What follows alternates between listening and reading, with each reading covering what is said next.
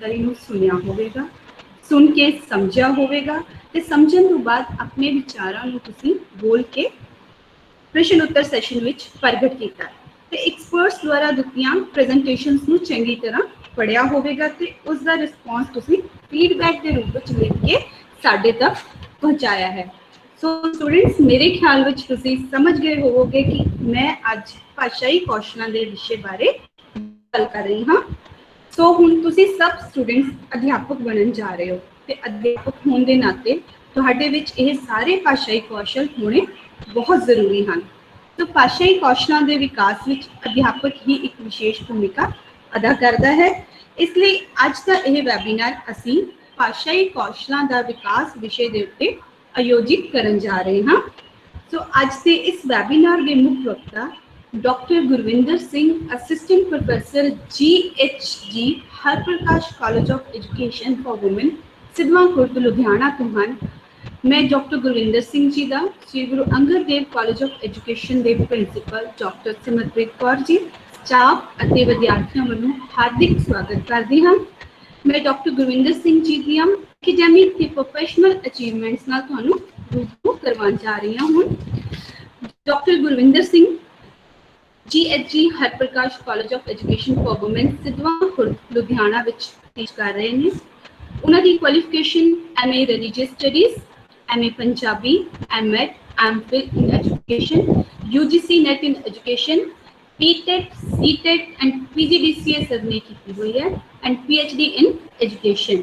Sir दे topic जो है PhD का analytic study of Punjabi curriculum, translational practices and language skills at school level. Sir ने भाषाई कौशलों के उत्ते ही अपना PhD का वर्क किया हुआ है। सर का 13 साल का अनुभव है अध्यापन के खेत्र दे विच। सर ने 30 के करीब सैमीनार्स के विच अपने पेपर प्रेजेंट किए हैं। 25 के करीब सर के पेपर पब्लिश हो चुके हैं और 40 के करीब सर ने वर्कशॉप अटेंड कीतियां हैं और काफ़ी कॉलेज के नैशनल लेवल ते स्कूल लेवल के वालों वर्कशॉप जो ऑर्गेनाइज की गई हैं उन्होंने सर ने एज अ एक्सपर्टीज के रोल अदा किया है। उन्होंने एक्सटेंशन लैक्चर्स भी उत्ते डिलीवर किए हैं। 14 के करीब सर MS के डिजर्टेशन के लिए सुपरवाइज कर चुके हैं स्टूडेंट्स नूं ते बहुत सारे कॉम्पीटिशनस के विच जज की भूमिका निभा चुके हैं। सो सर इंस्टीट्यूशन लेवल के उत्ते भी बहुत सारिया एडमिनिस्ट्रेटिव ड्यूटीज़ नूं निभा रहे हैं। तो स्टूडेंट्स, सर की जो एक स्पैशलिटी है कि उन्होंने PTET ते CTET ते UGC लिए फ्री गाइडेंस ते कोचिंग प्रोवाइड कर रहे हैं स्टूडेंट्स नूं। और सर ने एक बुक लिखी हुई है टीचिंग ऑफ पंजाबी जो कि SG पब्लिकेशन वालों लिखी गई है जलंधर। और मैनू बहुत ही खुशी ते मान महसूस हो रहा है कि साडे दरम्यान अज बहुत ही सुलझी हुई शख्सियत शामिल हुए हैं। सो अज साडे स्टूडेंट्स नूं भाषाई कौशलों के विकास के वरतों विषय ते चानना पाउणगे। हुण मैं डॉक्टर गुरविंदर सिंह जी नूं गुजारिश करदी हाँ कि वह अज के विषय के विद्यार्थियों नाल अपने विचार साझे करन। डॉक्टर गुरविंदर सिंह जी। धन्यवाद मैडम, बहुत बहुत धन्यवाद जी। मेरी आवाज़ आ रही है सारिਆਂ ਨੂੰ जी? हाँ जी सर, थोड़ी आवाज़ ऑडिबल है। हाँ जी। सो मैम ने इंट्रोडक्टरी पार्ट ਦੇ ਵਿੱਚ बहुत ज़्यादा कर ਦਿੱਤਾ है। मैं ਅਜਿਹਾ ਮਾਣ ਹਜੇ ਪ੍ਰਾਪਤ ਕਰਨ ਦੇ ਯੋਗ ਹੈ ਆਪਣੇ ਨੂੰ ਨਹੀਂ ਸਮਝਦਾ, ਕਿਉਂਕਿ ਸਿੱਖਣ ਦੀ ਪ੍ਰਕਿਰਿਆ ਦੇ ਵਿੱਚ ਚੱਲ ਰਹੇ ਹਾਂ, ਸਿੱਖ ਰਹੇ ਹਾਂ ਤੇ ਸਿੱਖਦੇ ਰਹਾਂਗੇ। ਜਦ ਤੱਕ ਜੀਵਨ ਹੈ ਤਦ ਤੱਕ ਆਪਾਂ ਇਸ ਸਿੱਖਣ ਦੀ ਪ੍ਰਕਿਰਿਆ ਦੇ ਵਿੱਚ ਇਵੇਂ ਹੀ ਜਿਹੜਾ ਹੈ ਚੱਲਦੇ ਰਹਿਣਾ ਹੈ। ਤੇ ਮੈਂ ਇਸ ਵੈਬੀਨਾਰ ਸ਼ੁਰੂਆਤ ਕਰਨ ਤੋਂ ਪਹਿਲਾਂ ਇੱਕ ਰਸਮੀ ਜਿਹੜੀ ਸ਼ੁਰੂਆਤ ਹੈ, ਸਭ ਤੋਂ ਪਹਿਲਾਂ ਜਿਹੜਾ ਧੰਨਵਾਦ ਹੈ ਉਸ ਪਰਮਾਤਮਾ ਦਾ ਜਿਸ ਨੇ ਅੱਜ ਤੁਹਾਡੇ ਵਰਗੀਆਂ 72-73 ਪਾਕ ਰੂਹਾਂ ਦੇ ਨਾਲ ਮੇਲ ਗੱਲਬਾਤ ਕਰਨ, ਵਿਚਾਰ ਵਟਾਂਦਰਾ ਕਰਨ ਦਾ ਮੌਕਾ ਬਖਸ਼ਿਆ ਹੈ। ਤੇ ਮੈਂ ਬਹੁਤ ਬਹੁਤ ਧੰਨਵਾਦੀ ਹਾਂ ਡਾਕਟਰ ਸਿਮਰਪ੍ਰੀਤ ਕੌਰ ਜੀ ਦਾ, ਜਿਨ੍ਹਾਂ ਨੇ ਇਹ ਮੌਕਾ ਦਿੱਤਾ ਹੈ ਕਿ ਅੱਜ ਮੈਂ ਤੁਹਾਡੇ ਨਾਲ ਇਹ ਵਿਚਾਰ ਸਾਂਝੇ ਕਰ ਸਕਾਂ, ਜਿਨ੍ਹਾਂ ਨੇ ਮੈਨੂੰ ਸਹਿਯੋਗ ਸਮਝਿਆ ਕਿ ਮੈਂ ਆਪ ਦੇ ਵਿਦਿਆਰਥੀਆਂ ਦੇ ਨਾਲ ਜਿਹੜਾ ਹੈ ਉਹ ਵਿਚਾਰ ਸਾਂਝੇ ਕਰ ਸਕਾਂ। ਸੋ ਮੈਡਮ ਡਾਕਟਰ ਸਿਮਰਪ੍ਰੀਤ ਕੌਰ ਜੀ, ਤੁਹਾਡਾ ਬਹੁਤ ਬਹੁਤ ਧੰਨਵਾਦ ਹੈ। ਧੰਨਵਾਦ ਹੈ ਸਾਰੀ ਫੈਕਲਟੀ ਦਾ ਜਿਨ੍ਹਾਂ ਨੇ ਇਹ ਸਾਰਾ ਵਧੀਆ ਅਰੇਂਜਮੈਂਟ ਜਿਹੜਾ ਹੈ ਕੀਤਾ ਹੈ। ਸੋ ਇਸ ਦੇ ਨਾਲ ਹੀ ਆਪਾਂ ਜਿਹੜੀ ਗੱਲ ਜਿਹੜੀ ਹੈ ਵੈਬੀਨਾਰ ਦੀ ਸ਼ੁਰੂ ਕਰਦੇ ਹਾਂ। ਇਹ ਬਹੁਤ ਹੀ ਉੱਤਮ ਉਪਰਾਲਾ ਹੈ ਜੋ ਇਹ ਕੀਤਾ ਜਾ ਰਿਹਾ ਹੈ। ਸਮੇਂ ਦੀ ਲੋੜ ਅਨੁਸਾਰ, ਸਮੇਂ ਨੂੰ ਧਿਆਨ 'ਚ ਰੱਖਦਿਆਂ ਹੋਇਆਂ ਅਸੀਂ ਜੋ ਇਹ ਉਪਰਾਲੇ ਕਰ ਰਹੇ ਹਾਂ, ਵਿਦਿਆਰਥੀਆਂ ਦੇ ਵਿਕਾਸ ਦੇ ਲਈ, ਵਿਦਿਆਰਥੀਆਂ ਦੇ ਸਰਬਪੱਖੀ ਵਿਕਾਸ ਲਈ, ਵਿਦਿਆਰਥੀਆਂ ਨੂੰ ਵਿਸ਼ੇ ਦੇ ਨਾਲ ਜੋੜਨ ਦੇ ਲਈ, ਤੇ ਵਿਦਿਆਰਥੀਆਂ ਦੇ ਅੰਦਰ ਉਹ ਜਿਹੜਾ ਅਨੁਭਵ ਹੈ। ਮੈਂ ਮੈਡਮ ਸਿਮਰਪ੍ਰੀਤ ਜੀ ਦਾ ਮੈਸੇਜ ਪੜ੍ਹ ਰਿਹਾ ਸੀ ਜਿੱਥੇ ਉਹਨਾਂ ਨੇ ਲਿਖਿਆ ਸੀ ਓਲਡ ਸਟੂਡੈਂਟਸ ਵੀ ਵੈਲਕਮ ਹੈ। ਸੋ ਜਿਹੜੀਆਂ ਇਹ ਕਮਿਊਨੀਕੇਸ਼ਨ ਸਕਿੱਲਸ ਨੇ, ਇੰਪਲੋਏਬਿਲਿਟੀ ਸਕਿੱਲਸ ਨੇ, ਇਹਨਾਂ ਕੌਸ਼ਲਾਂ ਦਾ ਵਿਕਾਸ ਜਿਹੜਾ ਹੈ ਇਸ ਕਰਨ ਦਾ ਜਿਹੜਾ ਉਪਰਾਲਾ ਕੀਤਾ ਹੈ ਇਸ ਕਾਲਜ ਨੇ, ਇਹ ਸੱਚਮੁੱਚ ਸ਼ਲਾਘਾਯੋਗ ਹੈ। ਮੈਡਮ ਵਧਾਈ ਦੇ ਪਾਤਰ ਹਨ। ਜਿਵੇਂ ਕਿ ਮੈਡਮ ਦੱਸ ਰਹੇ ਸੀ ਕਿ ਅੱਜ 6ਵਾਂ ਵੈਬੀਨਾਰ ਹੈ। ਸੋ ਇਸ ਕਰਕੇ ਤੁਸੀਂ ਬੱਚੇ ਸਾਰੇ ਹੀ ਇਸ ਢੰਗ ਤੋਂ ਚੰਗੀ ਤਰ੍ਹਾਂ ਵਾਕਫ ਹੋ, ਔਰ ਇਹ ਸਾਡੇ ਲਈ ਇੱਕ ਮੌਕਾ ਮਿਲ ਗਿਆ ਹੈ ਕਿ ਅਸੀਂ ਟੈਕਨੋਲੋਜੀ ਦੇ ਰਾਹੀਂ ਆਪਸ ਵਿੱਚ ਜੁੜ ਰਹੇ ਹਾਂ। ਸੋ ਬੰਦਿਸ਼ਾਂ ਜਿਹੜੀਆਂ ਨੇ, ਸਮੇਂ ਦੀਆਂ ਹੱਦਬੰਦੀਆਂ ਜਿਹੜੀਆਂ ਨੇ, ਉਹ ਸਾਡੇ ਵਿੱਚ ਕਦੇ ਵੀ ਰੁਕਾਵਟ ਨਹੀਂ ਬਣੀਆਂ। ਸੋ ਮੈਂ ਆਪਦੇ ਵਿਸ਼ੇ ਵੱਲ ਬੱਚੇ ਚੱਲਦਾ ਹਾਂ। ਸੋ ਜਿੱਥੇ ਵੀ ਤੁਹਾਨੂੰ ਲੱਗੇਗਾ ਤੁਸੀਂ ਚੈਟ ਬਾਕਸ ਦੇ ਵਿੱਚ ਮੈਸੇਜ ਪਾ ਸਕਦੇ ਹੋ, ਤੇ ਉਹਦਾ ਕੋਸ਼ਿਸ਼ ਕਰਾਂਗੇ, ਮੈਡਮ ਮੈਨੂੰ ਨਾਲ ਦੇ ਨਾਲ ਗਾਈਡ ਕਰਨਗੇ। ਕਿਤੇ ਵੀ ਰਿਸਪੌਂਡ ਦੀ ਲੋੜ ਹੈ ਮੈਮ ਤਾਂ ਪਲੀਜ਼ ਤੁਸੀਂ ਨਾਲ ਦੱਸ ਦਿਓ, ਕਿਉਂਕਿ ਆਪਾਂ ਇਸ ਨੂੰ ਅੰਤਰਕਿਰਿਆ ਕਰਕੇ ਚੱਲਣਾ ਹੈ, ਗੱਲਾਂ ਬਾਤਾਂ ਕਰਕੇ ਚੱਲਣਾ ਹੈ। ਸਿਰਫ ਮੈਂ ਹੀ ਨਹੀਂ ਬੋਲਣਾ, ਆਪਾਂ ਸਾਰਿਆਂ ਨੇ ਵਿਚਾਰ ਸਾਂਝੇ ਕਰਨੇ ਨੇ। ਸੋ ਸਿਮਰ ਮੈਮ ਆਗਿਆ ਜੀ। ਮੈਮ ਸ਼ੁਰੂ ਕਰਦਾ ਵਿਸ਼ਾ ਆਪਣਾ ਮੈਂ ਜੀ। ਠੀਕ ਹੈ ਜੀ। ਸੋ ਜਿਵੇਂ ਆਪਾਂ ਸਾਰੇ ਜਾਣਦੇ ਹਾਂ, ਔਰ ਮੈਡਮ ਨੇ ਬੜੇ ਹੀ ਸੋਹਣੇ ਢੰਗ ਦੇ ਨਾਲ ਜਦੋਂ ਅੱਜ ਦੇ ਵੈਬੀਨਾਰ ਦੀ ਸ਼ੁਰੂਆਤ ਕੀਤੀ ਹੈ ਤਾਂ ਉਹਨਾਂ ਨੇ ਭਾਸ਼ਾ ਕੌਸ਼ਲਾਂ ਦੇ ਉੱਤੇ ਉਹ ਸੋਹਣਾ ਢੰਗ ਦੱਸਦਾ ਕਿ ਕਿਵੇਂ ਭਾਸ਼ਾ ਦੀ, ਸ਼ਬਦਾਂ ਦੀ ਸਯੋਗ ਵਰਤੋਂ ਕੀਤੀ ਜਾਂਦੀ ਹੈ। ਮੈਂ ਜਿਹੜੀ ਆਪਣੀ ਗੱਲ ਸ਼ੁਰੂ ਕਰਨੀ ਹੈ ਵਿਦਿਆਰਥੀਓ, ਜਿਹੜਾ ਆਪਣਾ ਇਹ ਸੰਸਾਰ ਹੈ, ਜੋ ਇਹ ਆਪਣਾ ਇਹ ਵਿਸ਼ਵ ਹੈ, ਸੰਸਾਰ ਦਾ ਵਿਕਾਸ ਸ਼ਬਦ ਤੋਂ ਹੋਇਆ ਹੈ। ਏਕੰਗ ਹੂੰ ਬਹੁ ਸਿਆਮ। ਮੈਂ ਇਹ ਜਿਹੜੀ ਲਾਈਨ ਹੈ ਇਹਨੂੰ ਦੁਬਾਰਾ ਤੋਂ ਰਿਪੀਟ ਕਰਦਾ। ਏਕੰਗ ਹੂੰ ਬਹੁ ਸਿਆਮ, ਭਾਵ ਇਸ ਸੰਸਾਰ ਦਾ ਜੋ ਆਰੰਭ ਹੈ ਉਹ ਇੱਕ ਸ਼ਬਦ ਤੋਂ ਹੋਇਆ ਹੈ। ਇਸ ਸੰਸਾਰ ਦੇ ਵਿੱਚ ਵਿਅਕਤੀ ਦਾ ਵਿਕਾਸ ਕੇਵਲ ਤੇ ਕੇਵਲ ਸ਼ਬਦ ਦੀ ਸ਼ਕਤੀ ਰਾਹੀਂ ਹੀ ਹੋ ਸਕਦਾ ਹੈ। ਇਸ ਗੱਲ ਨੂੰ ਅੱਜ ਸਮਝਣਾ ਪਏਗਾ ਸਾਨੂੰ ਕਿ ਜਿਹੜਾ ਮਨੁੱਖ ਦਾ ਵਿਕਾਸ ਹੈ, ਉਹ ਵਿਕਾਸ ਜਿਹੜਾ ਹੈ ਉਹ ਕੇਵਲ ਤੇ ਕੇਵਲ ਸ਼ਬਦ ਦੀ ਸ਼ਕਤੀ ਰਾਹੀਂ ਸੰਭਵ ਹੈ। ਤੇ ਇਹ ਸ਼ਕਤੀ ਹੈ ਕਿਸ ਦੇ ਕੋਲ? ਸ਼ਬਦ ਦੀ ਇਹ ਸ਼ਕਤੀ ਹੈ ਕਿਸ ਦੇ ਕੋਲ? ਤਾਂ ਇਹ ਸ਼ਕਤੀ ਦਾ ਉਸ ਵਿਅਕਤੀ ਕੋਲ ਹੈ ਜਿਸ ਦੇ ਬੋਲਣ ਦਾ ਢੰਗ ਸੁਧਰਿਆ ਹੋਇਆ ਹੈ, ਜਿਸ ਨੂੰ ਬੋਲਣਾ ਆਉਂਦਾ ਹੈ, ਜਿਸ ਨੂੰ ਆਪਣੀ ਗੱਲ ਕਹਿਣੀ ਆਉਂਦੀ ਹੈ। ਔਰ ਇਹ ਗੱਲ ਮੈਂ ਕਿਸੇ ਇਸ ਆਧਾਰ ਤੇ ਜਾਂ ਨਿਰਾਰਥਕ ਨਹੀਂ ਕਹਿ ਰਿਹਾ। ਸੰਸਾਰ ਦੇ ਜਿੰਨੇ ਵੀ ਧਰਮ ਗ੍ਰੰਥ ਹਨ ਉਹ ਸਾਰੇ ਇਸ ਗੱਲ ਨਾਲ ਸਹਿਮਤ ਹਨ ਕਿ ਸੰਸਾਰ ਦੀ ਉਤਪਤੀ ਸ਼ਬਦ ਤੋਂ ਹੋਈ ਹੈ। ਉਸ ਸਿਰਜਣਹਾਰ, ਉਸ ਪ੍ਰਮਾਤਮਾ ਨੇ ਪਹਿਲਾਂ ਸ਼ਬਦ ਪੈਦਾ ਕੀਤਾ ਤੇ ਉਸੇ ਸ਼ਬਦ ਦੇ ਬਲ ਨਾਲ ਮਖਲੂਕ ਕਹਿੰਦੇ ਕੁਦਰਤ ਨੂੰ, ਜੋ ਇਹ ਦ੍ਰਿਸ਼ਟਮਾਨ ਸੰਸਾਰ ਹੈ, ਜੋ ਇਹ ਭੌਤਿਕ ਸੰਸਾਰ ਹੈ ਜਾਂ ਮਟੀਰੀਅਲ ਫਾਰਮ ਆਫ ਦਾ ਵਰਲਡ, ਸੋ ਜਿਹੜਾ ਮਖਲੂਕ ਹੈ ਉਸ ਤੋਂ ਫਿਰ ਇਹ ਮਖਲੂਕ ਜਿਹੜੀ ਹੈ ਉਹ ਪੈਦਾ ਕੀਤੀ ਹੈ।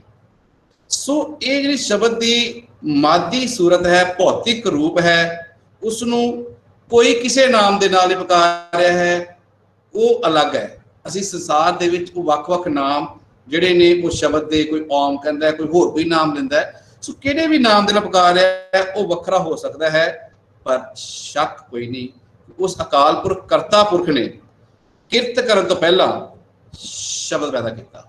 ਹੁਣ ਮੈਂ ਇਹ ਗੱਲ ਤੇ ਕਿਉਂ ਜ਼ੋਰ ਦੇ ਰਿਹਾ ਕਿ ਸਾਨੂੰ ਸਮਝਣਾ ਪਏਗਾ ਕਿ ਸ਼ਬਦ ਦੀ ਸ਼ਕਤੀ ਹੈ ਕੀ ਹੈ। ਸੋ ਅਕਾਲ ਪੁਰਖ ਨੇ ਕਿਰਤ ਕਰਨ ਤੋਂ ਪਹਿਲਾਂ ਸ਼ਬਦ ਪੈਦਾ ਕੀਤਾ ਹੈ। ਚਾਹੇ ਸਾਡਾ ਦਰਸ਼ਨ ਸ਼ਾਸਤਰ ਹੈ, ਚਾਹੇ ਸਾਡੇ ਵਿਗਿਆਨ ਹੈ, ਦੋਵੇਂ ਇਸ ਗੱਲ ਨੂੰ ਮੰਨਦੇ ਹਨ ਕਿ ਸ਼ਬਦ ਗੁਪਤ ਰੂਪ ਵਿੱਚ ਪ੍ਰਕਿਰਤੀ ਦੇ ਕੁਦਰਤ ਦੇ ਜ਼ਰੇ ਵਿੱਚ ਸਮਾਇਆ ਹੋਇਆ ਹੈ। ਠੀਕ ਹੈ, ਜਦੋਂ ਆਪਾਂ ਸੂਫੀ ਸਾਹਿਤ ਪੜ੍ਹਦੇ ਹਾਂ ਤਾਂ ਸੂਫੀ ਇਹਨੂੰ ਸੰਗ ਤੇ ਸਰਮਦ ਆਖਦੇ ਹਨ। ਸੋ ਸੂਫੀਆਂ ਦਾ ਖਿਆਲ ਹੈ ਕਿ ਗੁਪਤ ਸ਼ਬਦ ਸੰਸਾਰ ਦੇ ਜ਼ਾਹਿਰ ਚਾਲ ਨੂੰ ਉਹਲੇ ਬਹਿ ਕੇ ਚਲਾ ਰਿਹਾ ਹੈ। ਸੋ ਬੱਚਿਓ, ਹੁਣ ਤੱਕ ਸਮਝ ਲਓ ਸ਼ਬਦ ਦੀ ਸ਼ਕਤੀ ਬਲਵਾਨ ਹੈ, ਤੇ ਇਸ ਗੱਲ ਨੂੰ ਵੀ ਆਪਾਂ ਹੁਣ ਚੰਗੀ ਤਰ੍ਹਾਂ ਵਾਕਿਫ ਹਾਂ, ਕਿਉਂਕਿ ਸਾਰੇ ਹੀ ਜਿਹੜੇ ਹਾਂ ਉਹ ਬਹੁਤ ਸਾਰਾ ਜਮਾ ਜ਼ਿੰਦਗੀ ਦਾ ਬਿਤਾ ਚੁੱਕੇ ਹਾਂ, ਤੇ ਆਪਾਂ ਸਾਰੇ ਚੰਗੀ ਇਸ ਸੰਸਾਰ ਦੇ ਸਾਰੇ ਕਾਰਜਾਂ ਤੇ ਕਬਜ਼ਾ ਬਾਣੀ ਦਾ ਹੈ, ਬੋਲ ਦਾ ਹੈ, ਬੋਲੀ ਦਾ ਹੈ। ਮਨੁੱਖੀ ਜੀਵਨ ਦੇ ਆਪਾਂ ਤਿੰਨ ਮੁੱਖ ਪਹਿਲੂ ਮੰਨਦੇ ਹਾਂ: ਧਾਰਮਿਕ, ਸਮਾਜਿਕ, ਰਾਜਨੀਤਿਕ। ਆਰਥਿਕ ਨੂੰ ਸਮਾਜਿਕ ਦੇ ਨਾਲ ਜੋੜ ਲਈਦੇ ਆ, ਤੇ ਜੇ ਆਪਾਂ ਨੂੰ ਅਲੱਗ ਕਰਨਾ ਤਾਂ ਅਲੱਗ ਕਰਕੇ ਆਪਾਂ ਕਹਿ ਸਕਦੇ ਕਿ ਧਾਰਮਿਕ, ਸਮਾਜਿਕ, ਰਾਜਨੀਤਿਕ ਤੇ ਆਰਥਿਕ। ਇਹਨਾਂ ਸਾਰੇ ਪਹਿਲੂਆਂ ਦੇ ਵਿੱਚ ਇੱਕ ਗੱਲ ਜੋ ਮਹੱਤਵਪੂਰਨ ਹੈ, ਉਹ ਚਾਹੇ ਮਨੁੱਖੀ ਸਫਲਤਾ ਦਾ ਭੇਦ। ਮਨੁੱਖ ਦੇ ਜੀਵਨ ਦੇ ਸਾਰੇ ਪਹਿਲੂ, ਧਾਰਮਿਕ, ਸਮਾਜਿਕ, ਰਾਜਨੀਤਿਕ, ਆਰਥਿਕ, ਇਹਨਾਂ ਸਾਰੇ ਪਹਿਲੂਆਂ ਦੇ ਵਿੱਚ ਇੱਕ ਗੱਲ ਜੋ ਜਿਹੜੀ ਹੈ ਉਹ ਇਹ ਹੈ ਕਿ ਮਨੁੱਖੀ ਸਫਲਤਾ ਦਾ ਭੇਦ ਬਾਣੀ ਵਿੱਚ ਬੰਦ ਹੈ। ਇਸ ਮੇਰੀ ਪੰਕਤੀ ਨੂੰ ਚੰਗੀ ਤਰ੍ਹਾਂ ਆਪਣੇ ਪੱਲੇ ਜਿਹੜਾ ਉਹ ਬੰਨਣਾ ਹੈ, ਚੰਗੀ ਤਰ੍ਹਾਂ ਸਮਝਣਾ ਹੈ ਕਿ ਸਾਡੀ ਸਫਲਤਾ ਦਾ ਭੇਦ ਸਾਡੀ ਬਾਣੀ ਯਾਨੀ ਬੋਲੀ ਦੇ ਵਿੱਚ ਹੈ। ਧਾਰਮਿਕ ਜੀਵਨ ਚ ਆਪਾਂ ਸਾਰੇ ਦੇਖਦੇ ਹਾਂ, ਜਿੰਨਾ ਕੋਈ ਧਾਰਮਿਕ ਵਕਤਾ ਜਿੰਨਾ ਸੋਹਣਾ ਸ਼ਬਦਾਂ ਦਾ ਪ੍ਰਯੋਗ ਕਰਦਾ ਹੋਏਗਾ, ਜਿੰਨਾ ਰਸ ਪਿੰਨਾ ਕੀਰਤਨ, ਮਿੱਠਾ ਤੇ ਰਸ ਪਿੰਨਾ ਕੀਰਤਨ ਕਰਦਾ ਹੈ, ਅਸੀਂ ਉਸ ਨੂੰ ਸੁਣਦੇ ਹਾਂ, ਆਨੰਦ ਮਾਣਦੇ ਹਾਂ, ਤੇ ਉਹ ਉਸ ਦੀ ਸਫਲਤਾ ਦਾ ਰਾਜ ਹੈ।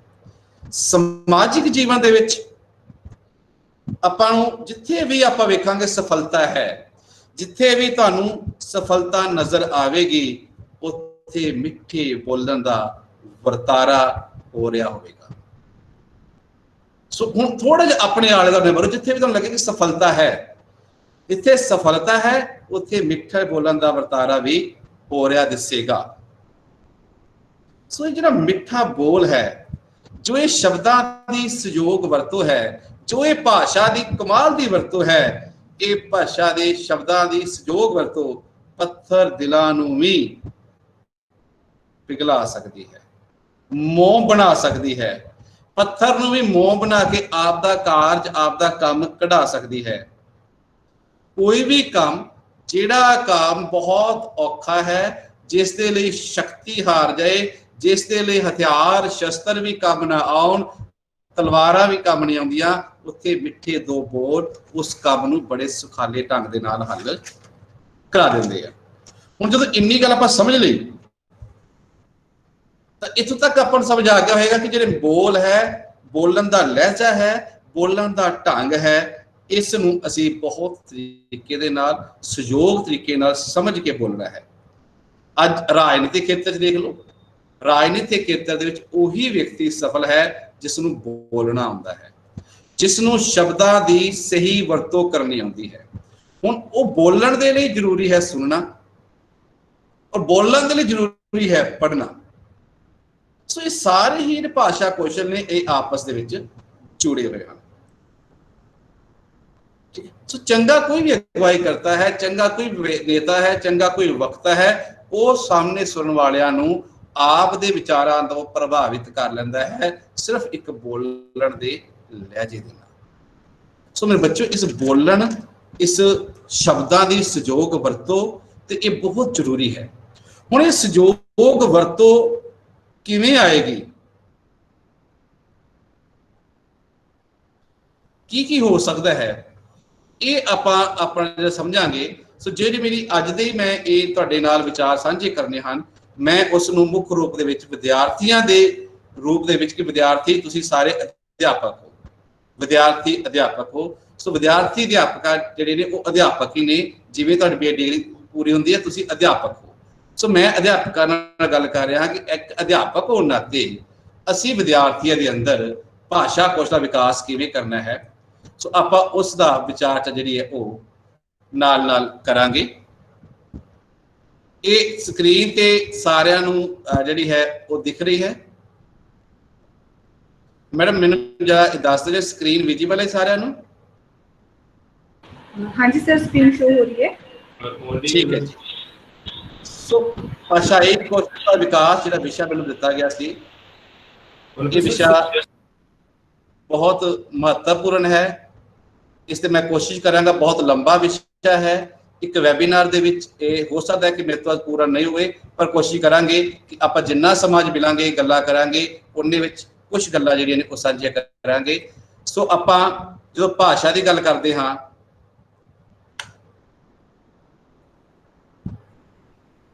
सो भाषा सिक्ख्या दे 4 पद्धर हैं। इन्हां पद्धरां दा आपस विच बहुत नेड़े दा संबंध है।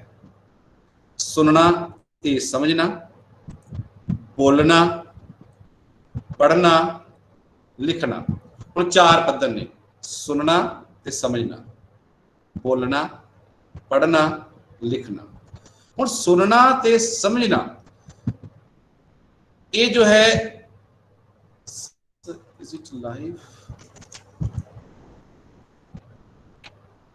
हाँ जी। सो जिहड़ा ये दिखना पेगा सानू सुनना ते समझना। सो सुनना ते समझना दो गल्लां इकट्ठियां आईयां ने।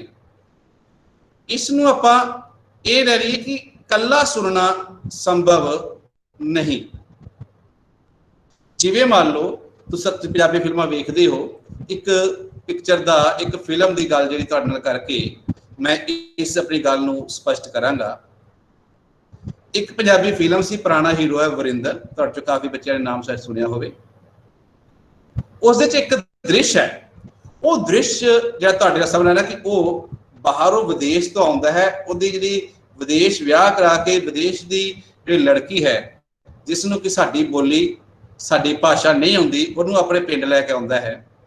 तो जदों उहदी मां उहनूं रोटी दिंदी है तो वो लड़की अपने पंजाबियों के खाने दे विच अक्सर आपां वेखदे हां मिर्चां जिहड़ियां ने वो तेज हुंदियां ने, बाहरले लोग इन्नी मिर्च नहीं खांदे। तो उत्थे जिहड़ा व्यंग पैदा करन दे लई राइटर ने जिहड़े शब्द पाए ने लेखक ने, सो वो व्यंग की है कि वो जो रोटी खा रही है उन्हें मिर्चां लगदियां ने, मिर्च लगन ते वो पानी मंगदी है क्योंकि उन्हें साडी भाषा नहीं आउंदी, उसनूं अंग्रेजी आउंदी है। तो वो अंग्रेजी भाषा दे विच इंग्लिश भाषा दे की कह रही है वाटर वाटर। हुण मां थोड़ी अनपढ़ है, जिसनों अनपढ़ मैं इसलिए कहूँगा क्योंकि उसको अपनी माँ बोली तो आउंदी ना, सो उहदूं माँ बोली आउंदी है, उन्होंने अंग्रेजी नहीं आउंदी माँ नूं, और ना उन्होंने पंजाबी नहीं आउंदी। वो वाटर कह रही है, टर टर की जिहड़ी धुनी है सुन तो जिहड़ी माँ है वो समझदी है कि ये टमाटर मंग रही, वो टमाटर दे दिंदी, एक टमाटर दो टमाटर, टमाटर दे आउंदी है। इन्हां नूं पुत्तर बाहरों आउंदा है, वो वाटर वाटर कर रही है, वो टमाटर टमाटर दे रही है। जो पुत्तर बाहरों आंदा है वो कहता मां की होया, कहते पुत्तर किन्ने टमाटर दे, ते हजे भी टाटर करी होंदी है। वो जो सुनदा वाटर कहता मां पानी मंगदी है। हुण इत्थे फर्क ही है कि मां दे कन्नां दे विच धुनी तां पै रही सी, सुन तां रही सी ना, सुन रही सी, पर वो शब्द उहदे कन्नां च पै रहे सन। कन्नां शब्द पैण तो बाद उहनां नूं वो अंडरस्टैंड जो कहंदे समझ नहीं पा रही सी भी उहदा अर्थ की है, क्योंकि उहदी शब्दावली दे विच वो शब्द है ही नहीं सी, जिस करके उन्होंने अर्थां दा पता नहीं लग रहा सी। ते सुनना ते समझना, जिहड़ी गल समझी है सुन के समझ आ गए उन्होंने ही सुनना मनने आ। भाषा कौशल दे विच भाषा दे विच सुनन दा भाव कन्नां दे विच धुनी पैनी नहीं। जिहड़ी गल सुन लईए और सानू समझ आ जाए तो उन्होंने असीं कहने सुनना। सुनन कौशल दे विच समझ नाल आउणी बहुत जरूरी है। सो इस करके सुनना ते समझना इक्को है। जब तक कोई चीज समझ नहीं आएगी वो सुनन कौशल नहीं है। दूसरा है बोलना। बोलना भी एक महारत है, बहुत जरूरी है। असी अपने जीवन के बहुत सारे कार्य जिहड़े वो तय कर पावांगे जे साडी महारत बोलन कौशल तो होएगी। आपां अगे जाके इहदे उपर विस्तार नाल गल्लां करदे। फिर तीजा कौशल है पढ़ना। हुण पढ़ना की है, इसनूं मैं शुरुआत दे विच स्पष्ट करदा। पढ़न कौशल जिहड़ा है उसनूं समझण दे लई बच्चों सानूं इह गल समझनी पेगी, पढ़न तो भाव अखरां नूं जिहड़े लिपि विच जिते अखर ने लिपि है उसनूं धुनी दे विच ठीक है जी। इस करके जो धुनी दे विच पढ़ते हाँ तो वो पढ़ना कुछ लगता, पर सिर्फ लिपिवत जां जिहड़े चिन्हित अखर ने उन्होंने पढ़ना पूर्ण पढ़न कौशल नहीं है। पढ़न दे विच की आएगा, उसनूं ग्रहण करना, समझना, पढ़ के समझ आया या नहीं। इत्थे मैं शुरुआत दे विच तुहाडे सामने 2 शब्द लिखांगा, तुसीं उन्हां दोनों शब्दां दे उत्ते ये दसना है कि अंतर की है।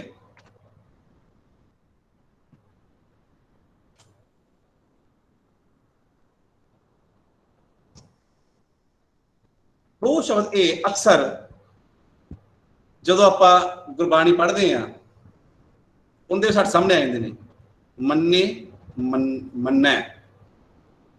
हाँ जी, इन्हां शब्दों के विच अंतर कोई बच्चा मैनूं दसेगा? अपना माइक अनम्यूट कर सकते हो, शाबाश।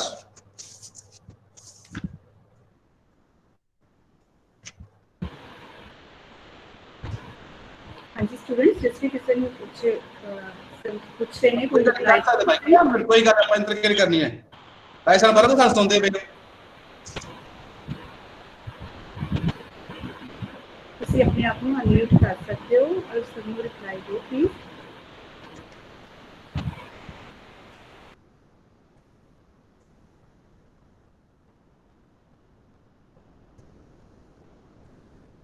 चलो कोई आपां गल अगे करते हैं, फिर हौली हौली तुसीं नाल दसन लग पोगे। स्टूडेंट्स प्लीज इंटरैक्ट करो, तुसीं सब सर दे नाल, क्योंकि सर बहुत ही सुलझे हुए तरीके दे नाल तुहानूं समझा रहे ने, उन्हां नूं प्रॉपर तुसीं रिस्पॉन्स दिओ। हाँ जी, सो कोई नहीं मैम, कोई गल नहीं, हौली हौली नाल जुड़नगे। जी जी सर। मन्ने देखो बेटा, जो गुरबाणी दे 2 शब्द पहला बहुत आएंगे, मन्ने मन्ना। हुण एक लां ते दलां दे नाल की अंतर पैंदा है, उनके उच्चारण च की अंतर पैंदा है, उनके नाल सानूं देखना पेगा। हुण जो बच्चे नूं पढ़न कौशल दा अभ्यास करा रहे हां, जे बच्चा बोलदा मन्ने भाव मन लिया, जो मन लिया, मन्ना जे मन्नेगा, शब्द अंतर देखो बच्चे, मन्ने जो मान लिया, मन्ने की गत कही ना जाए, जे को कहे पीछे पछताए। ठीक है, मन्ने जे तू मान लिया, जे मान लेगा तो तेरे जीवन च की होएगा। हुण जो सवेरे जपजी साहिब दा पाठ करोगे, शब्दां दी सिहारियां बिहारियां ध्यान नाल देखियो। ठीक है जी, शाबाश अमृतपाल। मन्ने दा अर्थ तुसीं मान लिया दसिया, वाली शाबाश। सो मन्ने जे मान लवांगे। सो इत्थे भाव जो बच्चे नूं असीं सही उच्चारण समझाउणा है, उन्हें समझना भी है कि मैं पढ़ की रहा हाँ। जो पढ़ के उन्हें अर्थ ग्रहण करने हैं, तां ही गल जिहड़ी है वो समझ आएगी। इदां ही गुरबाणी में जो तुसीं जपजी साहिब पढ़दे आपां, उहदे च मन भी आंदा है ते मम्मा नन्ने नूं सिहारी मन भी आंदा है, ते मम्मा मम्मे दा टिप्पी नन्ना नूं सिहारी मन भी आंदा है। हुण फिर उत्थे गल समझण वाली है कि मम्मा नन्ने नूं सिहारी मन ते मम्मा मम्मे दा टिप्पी नन्ने नूं सिहारी मन, की फर्क है? वो ग्रहण किए शब्द जिहड़े ने, जब तक भाषा बच्चे समझ दसांगे, एक मन साडे मन की गल आंदी है, एक मनण की गल आंदी है। सो जदों असीं उहनूं ग्रहण करांगे शब्दां नूं, तां ही समझाएगा। सो पढ़न कौशल दे विच जिन्हों अंग्रेजी कहते हैं कंप्रीहेंशन, रीडिंग कंप्रीहेंशन होंदा है, कंप्रीहेंड करना, ਉਹਦੇ अर्थां ਨੂੰ ग्रहण करना। सो जो भाषा कौशल है, जो पढ़न कौशल बच्चे विकसित करना है, उदों ये ध्यान रखना है सिर्फ अखर पढ़ने ना आउण, उन्हां अखरां दे नाल जे उच्चारण दे विच अपने कोई फर्क पैंदा है तो उनके नाल शब्दां दे अर्थां नूं की फर्क पेगा। बच्चा उनके अर्थां नूं समझे तां ही वो सही उच्चारण करेगा, सही शब्द पढ़ेगा। सो पढ़न कौशल दे विच आपां इह गल्लां अगे जा करांगे। इदां ही लिखण कौशल आंदा है। लिखण जो कोशिश करांगे तो मैं इत्थे ही गल स्पष्ट करके चलांगा, तां जो अगे जाके आपां नूं सोख रवे। लिखण कौशल नूं असीं 2 भागां च वंड के देखते हैं। जदों लिखण कौशल की गल करनी है, एक मिनट जी भाई जी, मैडम सर सैमीनार लै रहे हैं। हाँ जी, कोई सैमीनार लै रहे। सो लिखण की गल कर रहे हैं। सो लिखण दे विच 2 गल्लां आ जाणगियां। पहली गल कि असी बच्चों नूं लिपिगत अखर जिहड़े वर्णमाला है ऊड़ा ऐड़ा ईड़ी ससा आहा, चाहे वह रोमन दे है चाहे देवनागरी दे किसी भी लिपि दे ने वो अखर चिन्ह बनाने सिखाने, उन्होंने अखर बनाने आ जान, उन्होंने शब्द लिखने आ जान और शब्द वाक्य बनाने आ जान ताजो वो जो असी बोल रहे हाँ उसनू लिख सके। एक तो लिखन कौशल का मकसद ये आ गया, साडी पढ़ाई इत्थे आके सीमित हो जाती है। दूसरा लिखन कौशल की है कि बच्चे नू आपदे विचार जिहड़े है वो दूजियां दे नाल जिहड़ी सांझे करने हैं।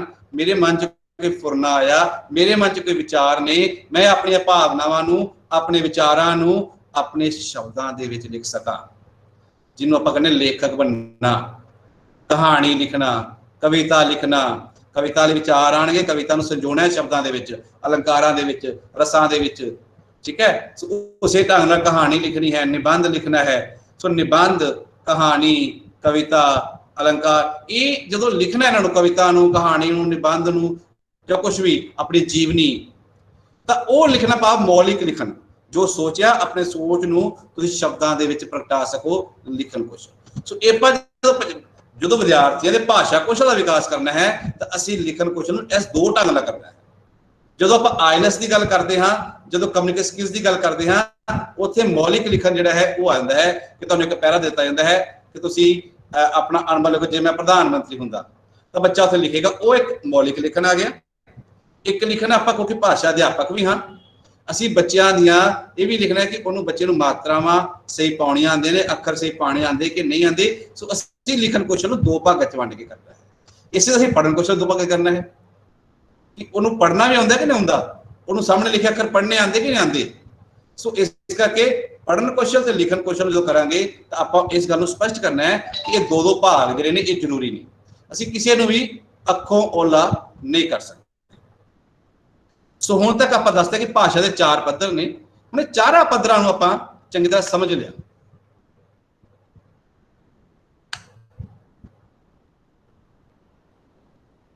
सो सुनन कौशल, सुनन की योग्यता पैदा करनी ते सुन के दूसरे विचार के भाव नूं ग्रहण करना। बोलन कौशल, बोलन की योग्यता पैदा करना ते मौखिक रूप में अपने विचार के भावां नूं दूसरे सामने प्रगट करना। पढ़न कौशल, पढ़न की योग्यता पैदा करना ते पढ़ के दूसरे के विचारों के भावां नूं ग्रहण करना। लिखन कौशल, लिखन की योग्यता पैदा करना ते लिखती रूप में अपने विचारों के भावां नूं दूसरे तक पहुंचाना।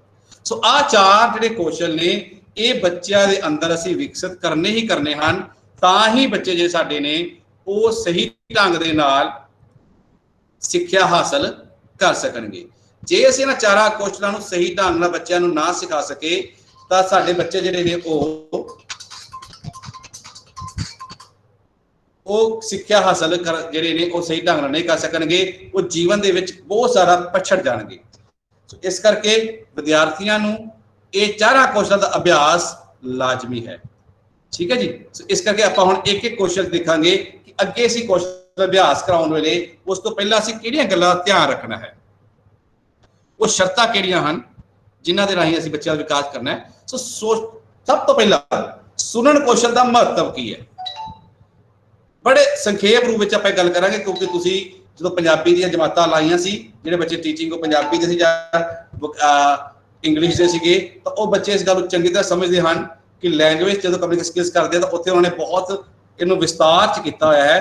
पर अज अपने आप गल नूं अगे वधाउण दे लई इस नूं संखेप दे विच करदे होए आपां अगे चलांगे।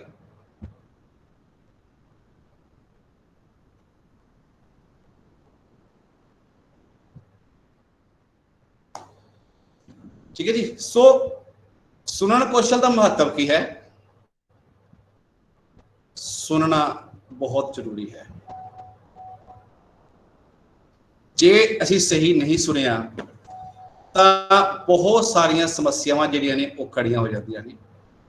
सो सुनन कौशल नूं विकसित करन तों पहला रोजाना जीवन च महत्व है, क्योंकि असीं जद तक हुण अज मैं बोल रहा हाँ तुसीं सुन रहे हो, जे विद्यार्थियों का सुनन कौशल विकसित होया है तां ही वो इस गल नूं जिहड़ा है वो समझ सकणगे, वो उस अपना कारजभार कर सकणगे। रोजाना जीवन च असीं देखते हाँ साडे नित दे कारोबार दे लई सानूं जिहड़ा है वो सुनना बहुत जरूरी है। ਜਦੋਂ ਅਸੀਂ ਕੋਈ ਗੱਲ ਨੂੰ ਪੂਰਨ ਧਿਆਨ ਦੇ ਨਾਲ ਨਹੀਂ ਸੁਣਦੇ, ਅਣਸੁਣਿਆ ਜਾਂ ਕਰ ਦਿੰਦੇ ਹਾਂ, ਤਾਂ ਅਸੀਂ ਉਹ ਕਾਰਜ ਨੂੰ ਚੰਗੇ ਢੰਗ ਨਾਲ ਜਿਹੜਾ ਉਹ ਖਤਮ ਨਹੀਂ ਕਰ ਪਾਉਂਦੇ, ਸਾਡੇ ਕਾਰਜ ਅਧੂਰੇ ਰਹਿ ਜਾਂਦੇ ਹਨ, ਗੜਬੜ ਹੁੰਦੀ ਹੈ। ਸੋ ਰੋਜ਼ਾਨਾ ਜੀਵਨ ਦੇ ਵਿੱਚ ਵੀ ਜੇ ਵਿਦਿਆਰਥੀ ਚੰਗਾ ਸਰੋਤਾ ਹੈ, ਜੋ ਦੂਜੇ ਦੀ ਗੱਲ ਧਿਆਨ ਨਾਲ ਸੁਣਦਾ ਹੈ, ਤਾਂ ਉਹ ਉਸ ਗੱਲ ਨੂੰ ਚੰਗੀ ਤਰ੍ਹਾਂ ਸਮਝ ਜਾਂਦਾ ਹੈ ਤੇ ਉਹ ਫਿਰ ਉਹ ਕੰਮ ਨੂੰ ਚੰਗੇ ਢੰਗ ਦੇ ਨਾਲ, ਨਿਪੁੰਨਤਾ ਦੇ ਨਾਲ ਉਸ ਨੂੰ ਸੰਪੂਰਨ ਕਰਦਾ ਹੈ। ਦੂਸਰੀ ਗੱਲ, ਇੱਕ ਬਹੁਤ ਬਾਕਮਾਲ ਜੀ ਗੱਲ ਹੈ ਕਿ ਸੁਭਾਅ ਬਾਰੇ ਜਾਣਕਾਰੀ। ਇੱਕ ਮੈਂ ਤੁਹਾਡੇ ਨਾਲ ਸ਼ੇਅਰ ਸਾਂਝਾ ਕਰਾਂਗਾ।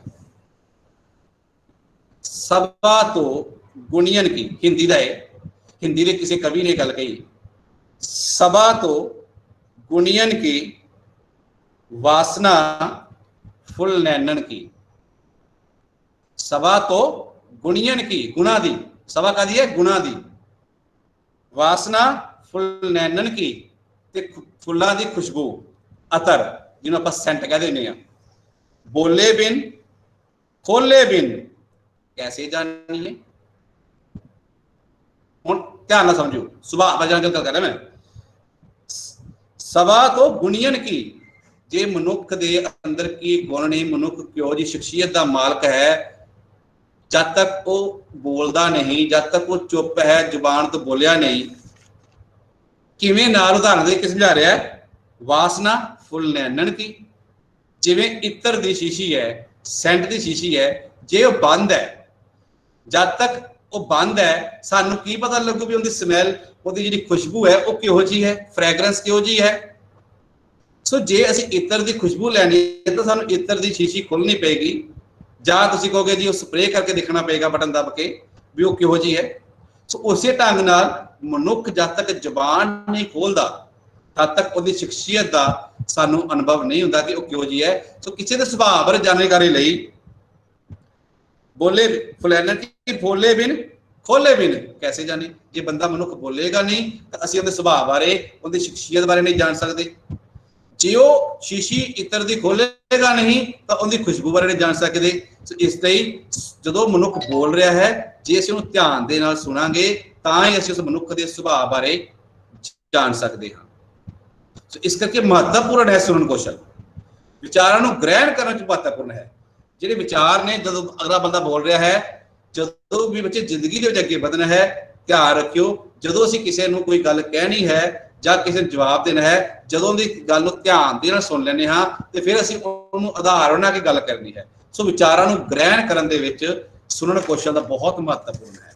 ਸੁਣਨ ਦਾ ਭਾਵ, ਫਿਰ ਬਾਰ-ਬਾਰ ਮੈਂ ਗੱਲ ਕਹਿ ਰਿਹਾ, ਕੰਨਾਂ ਦੇ ਵਿੱਚ ਧੂਣੀ ਪੈਣਾ ਨਹੀਂ, ਉਹਨੂੰ ਸਮਝਣਾ ਹੈ, ਉਹਨੂੰ ਗ੍ਰਹਿਣ ਕਰਨਾ ਹੈ। और चंगे नागरिक, हुण चंगे नागरिक वाले तुसीं कहोगे सुनन कौशल की की लोड़ है, क्योंकि जिहड़ा आदमी चंगी तरह किसी के विचारां नूं सुणदा है, दूजे नूं जदों वो बोलण दी आग्या देगा कि हाँ तुसीं बोलो, जदों दूजे नूं बोलण दी आग्या दे रिहा और उहदी गल नूं सुणदा है, सुण के उहदे नाल वाद विवाद करदा है, उहदे नाल वार्तालाप करदा है, तो सूझवान होके चंगे नागरिक लोकतांत्रिक भूमिका दे लई भी अपने आप नूं तैयार करदा है।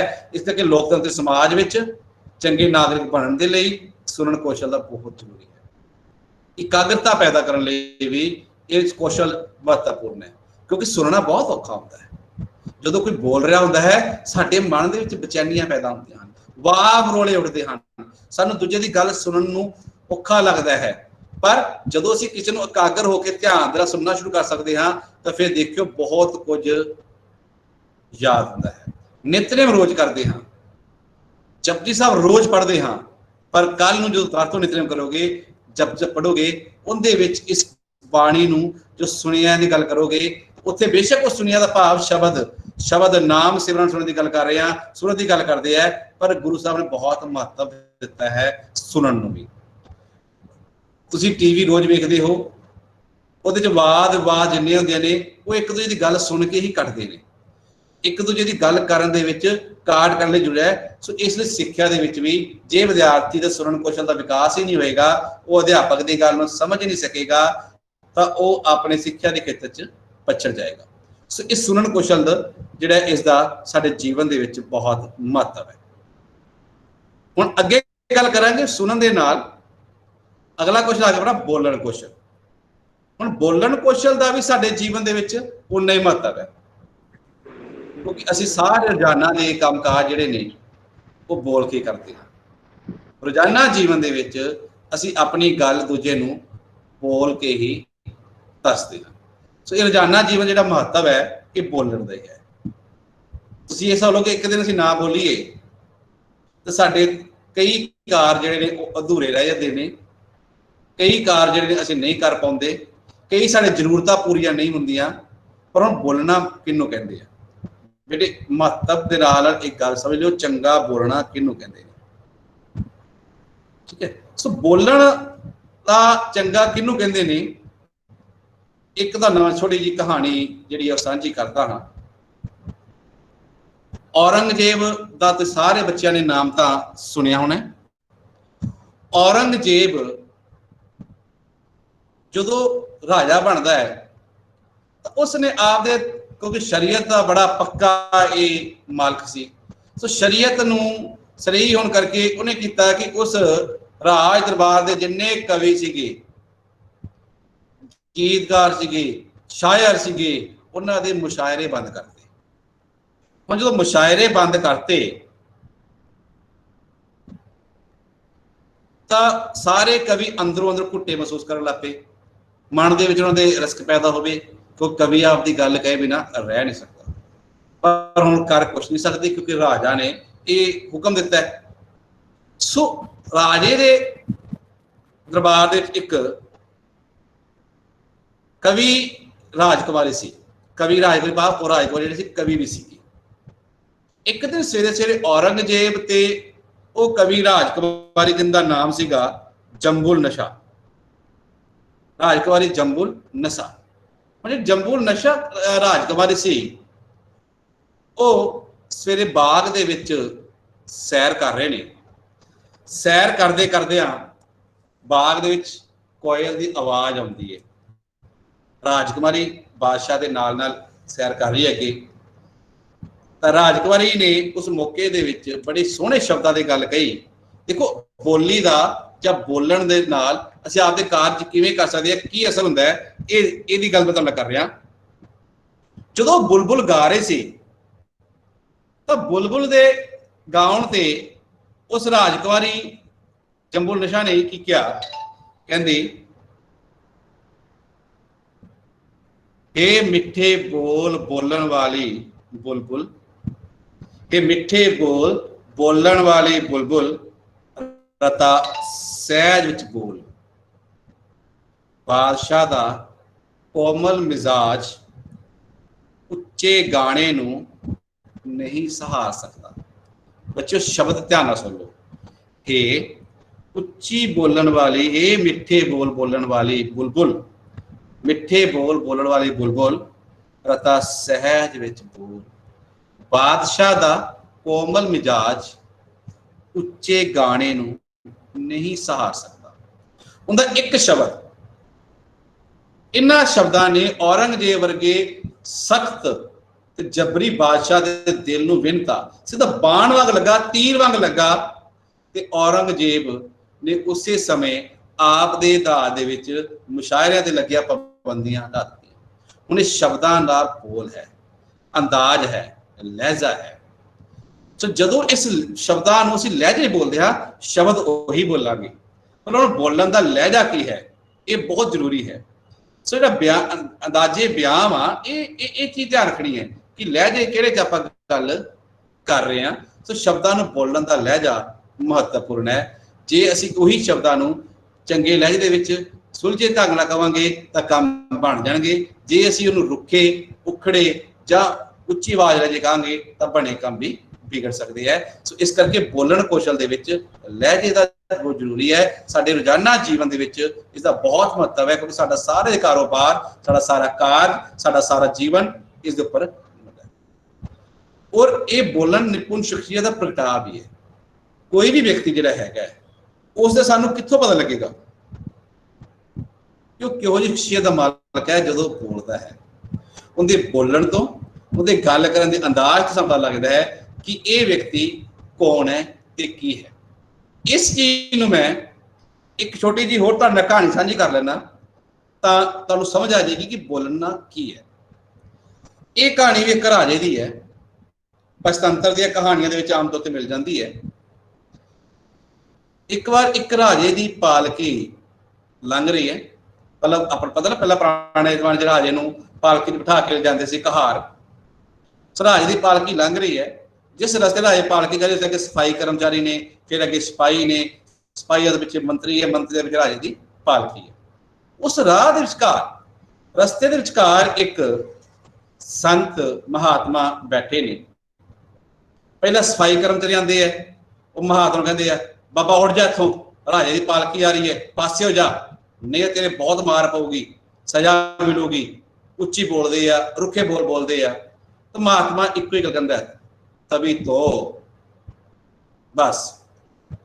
उस तो बाद सिपाही आते हैं, सिपाही आके फिर उस महात्मा ठुड्डे मारते हैं, उठ जा बाबा पासे हो जा, तू राज बैठा है, तेन नहीं पता बादशाह सवारी आ रही है, जे बादशाह गुस्सा आ गया तो बादशाह तेरी जी है सजाए मौत दे देंगे, तेन कारखाने कैदखाने में सड़ देंगे। इन्ना कहते बाबा वो महात्मा उत्थे बैठा रहिंदा, वो पासे नहीं हुंदा, पर वो इन्ना कहते अगे वध जाते हैं। तो महात्मा एको ही शब्द बोलता है, तभी तो। पिछों मंत्री आते हैं, जो मंत्री आते हैं तो मंत्री जिहड़े है, वो मंत्री आता है वजीर नूं कहने, वो हाथ जोड़ कहता बाबा महात्मा जी बादशाह सवारी आ रही है, तुसी इत्थे बहना बैठो, पर जो बादशाह सवारी लंघ जाएगी उदों तो बह जाओ, हुण तुसीं थोड़ा जिहा उठ के पासे हो जाओ हलीमी दे नाल, तुसीं थोड़ा जिहा पिछे उठ के पिछे हो जाओ, तो बादशाह सवारी लंघ जाएगी तो तुसीं फिर वापस बह जाओ। महात्मा उत्थों हिलदे नहीं, पर इको शब्द बोलता तभी तो। हुण सारे हैरान है, सफाई कर्मचारी हैरान है कि जो उन्होंने भी तभी तो, सिपाहियों भी तभी तो, यही शब्द बोले महात्मा ने।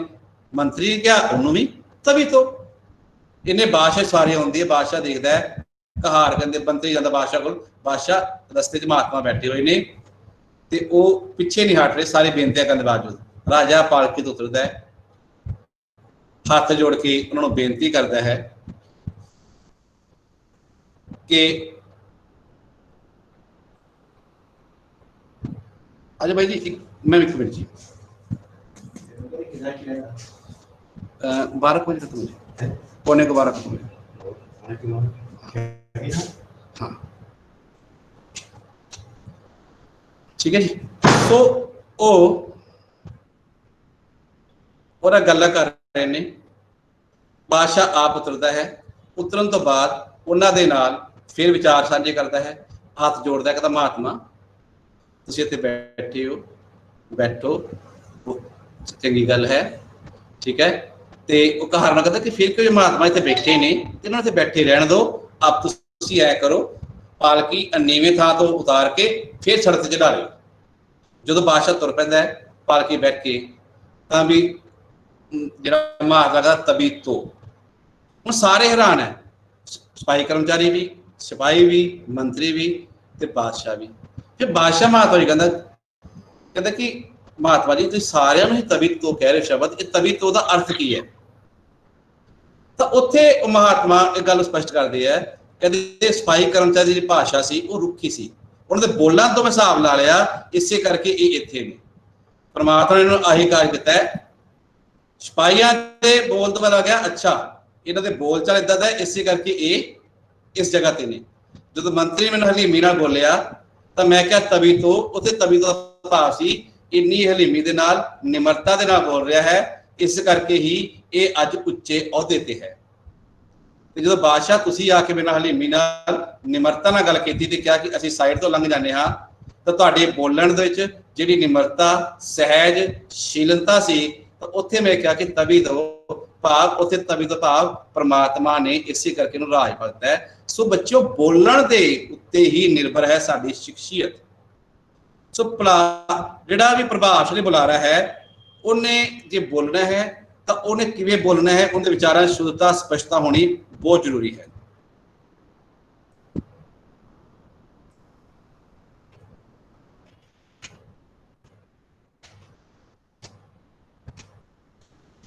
ਸੋ ਇਹਦੇ ਨਾਲ ਅਸੀਂ ਅੱਜ ਮੌਖਿਕ ਵਾਇਵਾ ਵੀ ਦੇਣਾ ਹੈ, ਮੌਖਿਕ ਪ੍ਰੀਖਿਆਵਾਂ ਵੀ ਦੇਣੀਆਂ ਹਨ। ਹਰ ਖੇਤਰ ਦੇ ਵਿੱਚ, ਰਾਜਨੀਤਿਕ ਅਤੇ ਸਿੱਖਿਆ ਦੇ ਖੇਤਰ ਵਿੱਚ, ਕਿੱਤਾਕਾਰੀ ਖੇਤਰ ਵਿੱਚ ਬੋਲਣ ਦਾ ਮਹੱਤਵ ਹੈ। ਬਿਨਾਂ ਬੋਲੇ ਸਾਡਾ ਸਰਕਾਰ ਜਿਹੜਾ ਉਹ ਨਹੀਂ ਚੱਲ ਪਾਏਗਾ। तीसरा आ गया पढ़न कौशल। इतने आप गल कर ली है कि पढ़ना समाजिक पक्ष तो, व्यक्तिगत पक्ष तो, मनोवैज्ञानिक पक्ष तो भी बहुत जरूरी है। पढ़ना मनोरंजन का साधन भी है। साडे बजुर्ग भी क्या करते सी, किताबां जो पढ़ते हाँ कि मनुख की सच्ची दोस्त किताब है। जिथे मनोरंजन का साधन है, अज भावें टीवी ने, मोबाइल ने ਜਾਂ ਹੋਰ ਸਾਧਨਾਂ ਨੇ किताब की जगह ले ली है, पर जो आनंद किताब पढ़ के आना है, जो मनोरंजन किताब पढ़ के आता सी, वो आनंद टीवी या मोबाइल दे विच नहीं है। और पढ़न दे नाल जो साहित्य पढ़ते हाँ तो साडे व्यक्तित्व दे विच भी सुधार आता है, साडा व्यक्तित्व भी निखरता है। क्योंकि जिवें जिवें असीं साहित्य पढ़ांगे, जिवें जिवें असीं जीवनियां, लेखनियां, आधुनिक प्रकरण पढ़ते जाने आ, तिवें तिवें साडी शख्सियत जिहड़ी है उनका भी विकास होंदा है, साडा व्यक्तित्व भी विकास होंदा है। ते नाल नाल साडीआं विद्यक लोड़ां, क्योंकि असीं जमातां भी पास करनियां हन, डिग्रियां भी लैनियां हन, तां डिग्रियां लैण दे लई सानूं पढ़ना हुंदा है।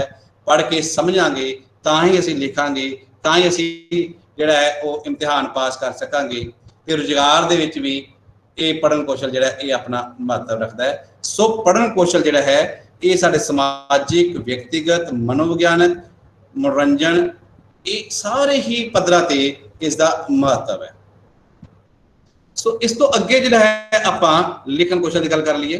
मैं अगे दी गल तुहाडे नाल कर चुका हाँ, लिखन कौशल का महत्व। ये एक सर्वप्रमाणक सच्चाई है कि रोजाना जीवन दे विच लिखन कौशल का अपना महत्व है। असीं कोई भी गल सुन लीए, जो असीं बाजार भी जाने, साडे घर दे, साडे माँ जी, साडे पिता जी, या कोई भी सानूं कोई कारज कहंदा है, जे 10 चीज़ां कहणगे, बाजार जाण तक 10 चों 8 चीज़ां सानूं भुल चुकियां हुंदियां ने। अक्सर तुसीं देखिओ दुकानां ते, बाजारां दे विच फोन ला घरे पुछा रहे की लैके आना, भावें साडे कोल WhatsApp लिस्टां पहुंच जाण, जे वो लिस्ट लिखती रूप च है, चाहे WhatsApp ते है, चाहे साडे हत्थ च कागज है, असीं कदे भुलदे नहीं। सो दैनिक जीवन दे विच असीं बहुत सारा लोकां दे नाल कार विहार करदे हां, किसी ने पैसे देने ने, किसी लैने ने, किसी ने समान दिता, किसी ने लिया, सारा कार विहार जो भी असीं अपना लिख के संभालते हैं, तां ही वो समझ लैंदा है। जे याद रखांगे तो अद्धे भुल जाणगे, अद्धे पता ही नहीं कित्थे गए। सो ये साडे दैनिक जीवन दे विच भी इसका महत्व है। जो साडा अज समा है, मौजूदा जीवन है, इहदे विच तां बहुत ज़्यादा लिखन कौशल का महत्व है। मौजूदा समय दे विच असीं हर जगह ते बहुत गल्लां कर रहे हैं, क्योंकि अज मनुख जिहड़ा है वो बहुपक्षी शख्सियत का मालक हो चुका है। उन्होंने एक समय के बहुपक्षी कार्य करने पैंदे हन, इस करके वो उन्हां कार्यां नूं करन दे लई उन्होंने जे लिख के नहीं रखेगा तो अद्धे कार्य वो भुल सकता है कि मैं किहड़े-किहड़े करने हैं। सो ये जिहड़ा पढ़न कौशल है, लिखन कौशल है, ये स्वै प्रगटावे का भी उत्तम साधन है। स्वै प्रगटावे का उत्तम साधन, क्योंकि जो तुहाडे मन दे विच है। मेरे बच्चे एक गल अज मैं तुहानूं समझाउणा हाँ, तुसीं जे बच्ची आओ तुहाडे नाल आपां, क्योंकि जिस समाज रह रहे सारियां गल्लां असीं ना मापिआं नाल कर सकते हाँ, ना भैन भरावां नाल कर सकते हाँ, ना असीं अपने दोस्तां नाल कर सकते हाँ, ना ही असीं अपने अध्यापकां नाल कर सकते हैं। बहुत सारी ऐसी गल्लां ने जो असीं देखते हाँ, समझते हाँ, फिर सानूं बुरा भी लगता है, चंगा भी लगता है। तो वो जिहड़ी चीज़ां दा कथारसिस करना है, तुसीं एक डायरी लो, सवेरे तो ला के शाम तक जो तुहानूं चंगा लगा, जो तुहाडे नाल वापरिया, हर चीज़ नूं बिना ये परवाह कीतिआं कि शब्द किहो जिहे ने, शब्दां दी पद्धर किहो जिहा है, जां वाक बनदे ने कि नहीं बनदे, डायरी ते नोट करदे जाओ। जो तुसीं सवेर तो शाम तक जो जो तुहाडे नाल वाकिया घटे आ, उहनूं डायरी ते लिखदे जाओगे तां वेखो हौली हौली तुहानूं आप दी गल कहनी आ जाएगी और तुहाडे मन च बोझ उतरदा जाएगा, हल्का हल्का महसूस करोगे। सो स्वै प्रगटावे दा असीं आप दा लिखते राही लिख के भी आपां जिहड़ा है अपनी शख्सियत बारे अपने दसदे कि मनुख दे अंदर किहो जी योग्यता है। तुहाडे बहुत सारे बच्चे जिहड़े ने वो कवितावां लिखदे ने, कहानियां लिखदे ने। असीं कहानियां किताबां साहित्य की है, स्वै प्रगटावा। अज असीं बहुत गल्लां कर रहे हैं, पढ़न पढ़ाउण दी गल्लां कर रहे हैं, ठीक है जी।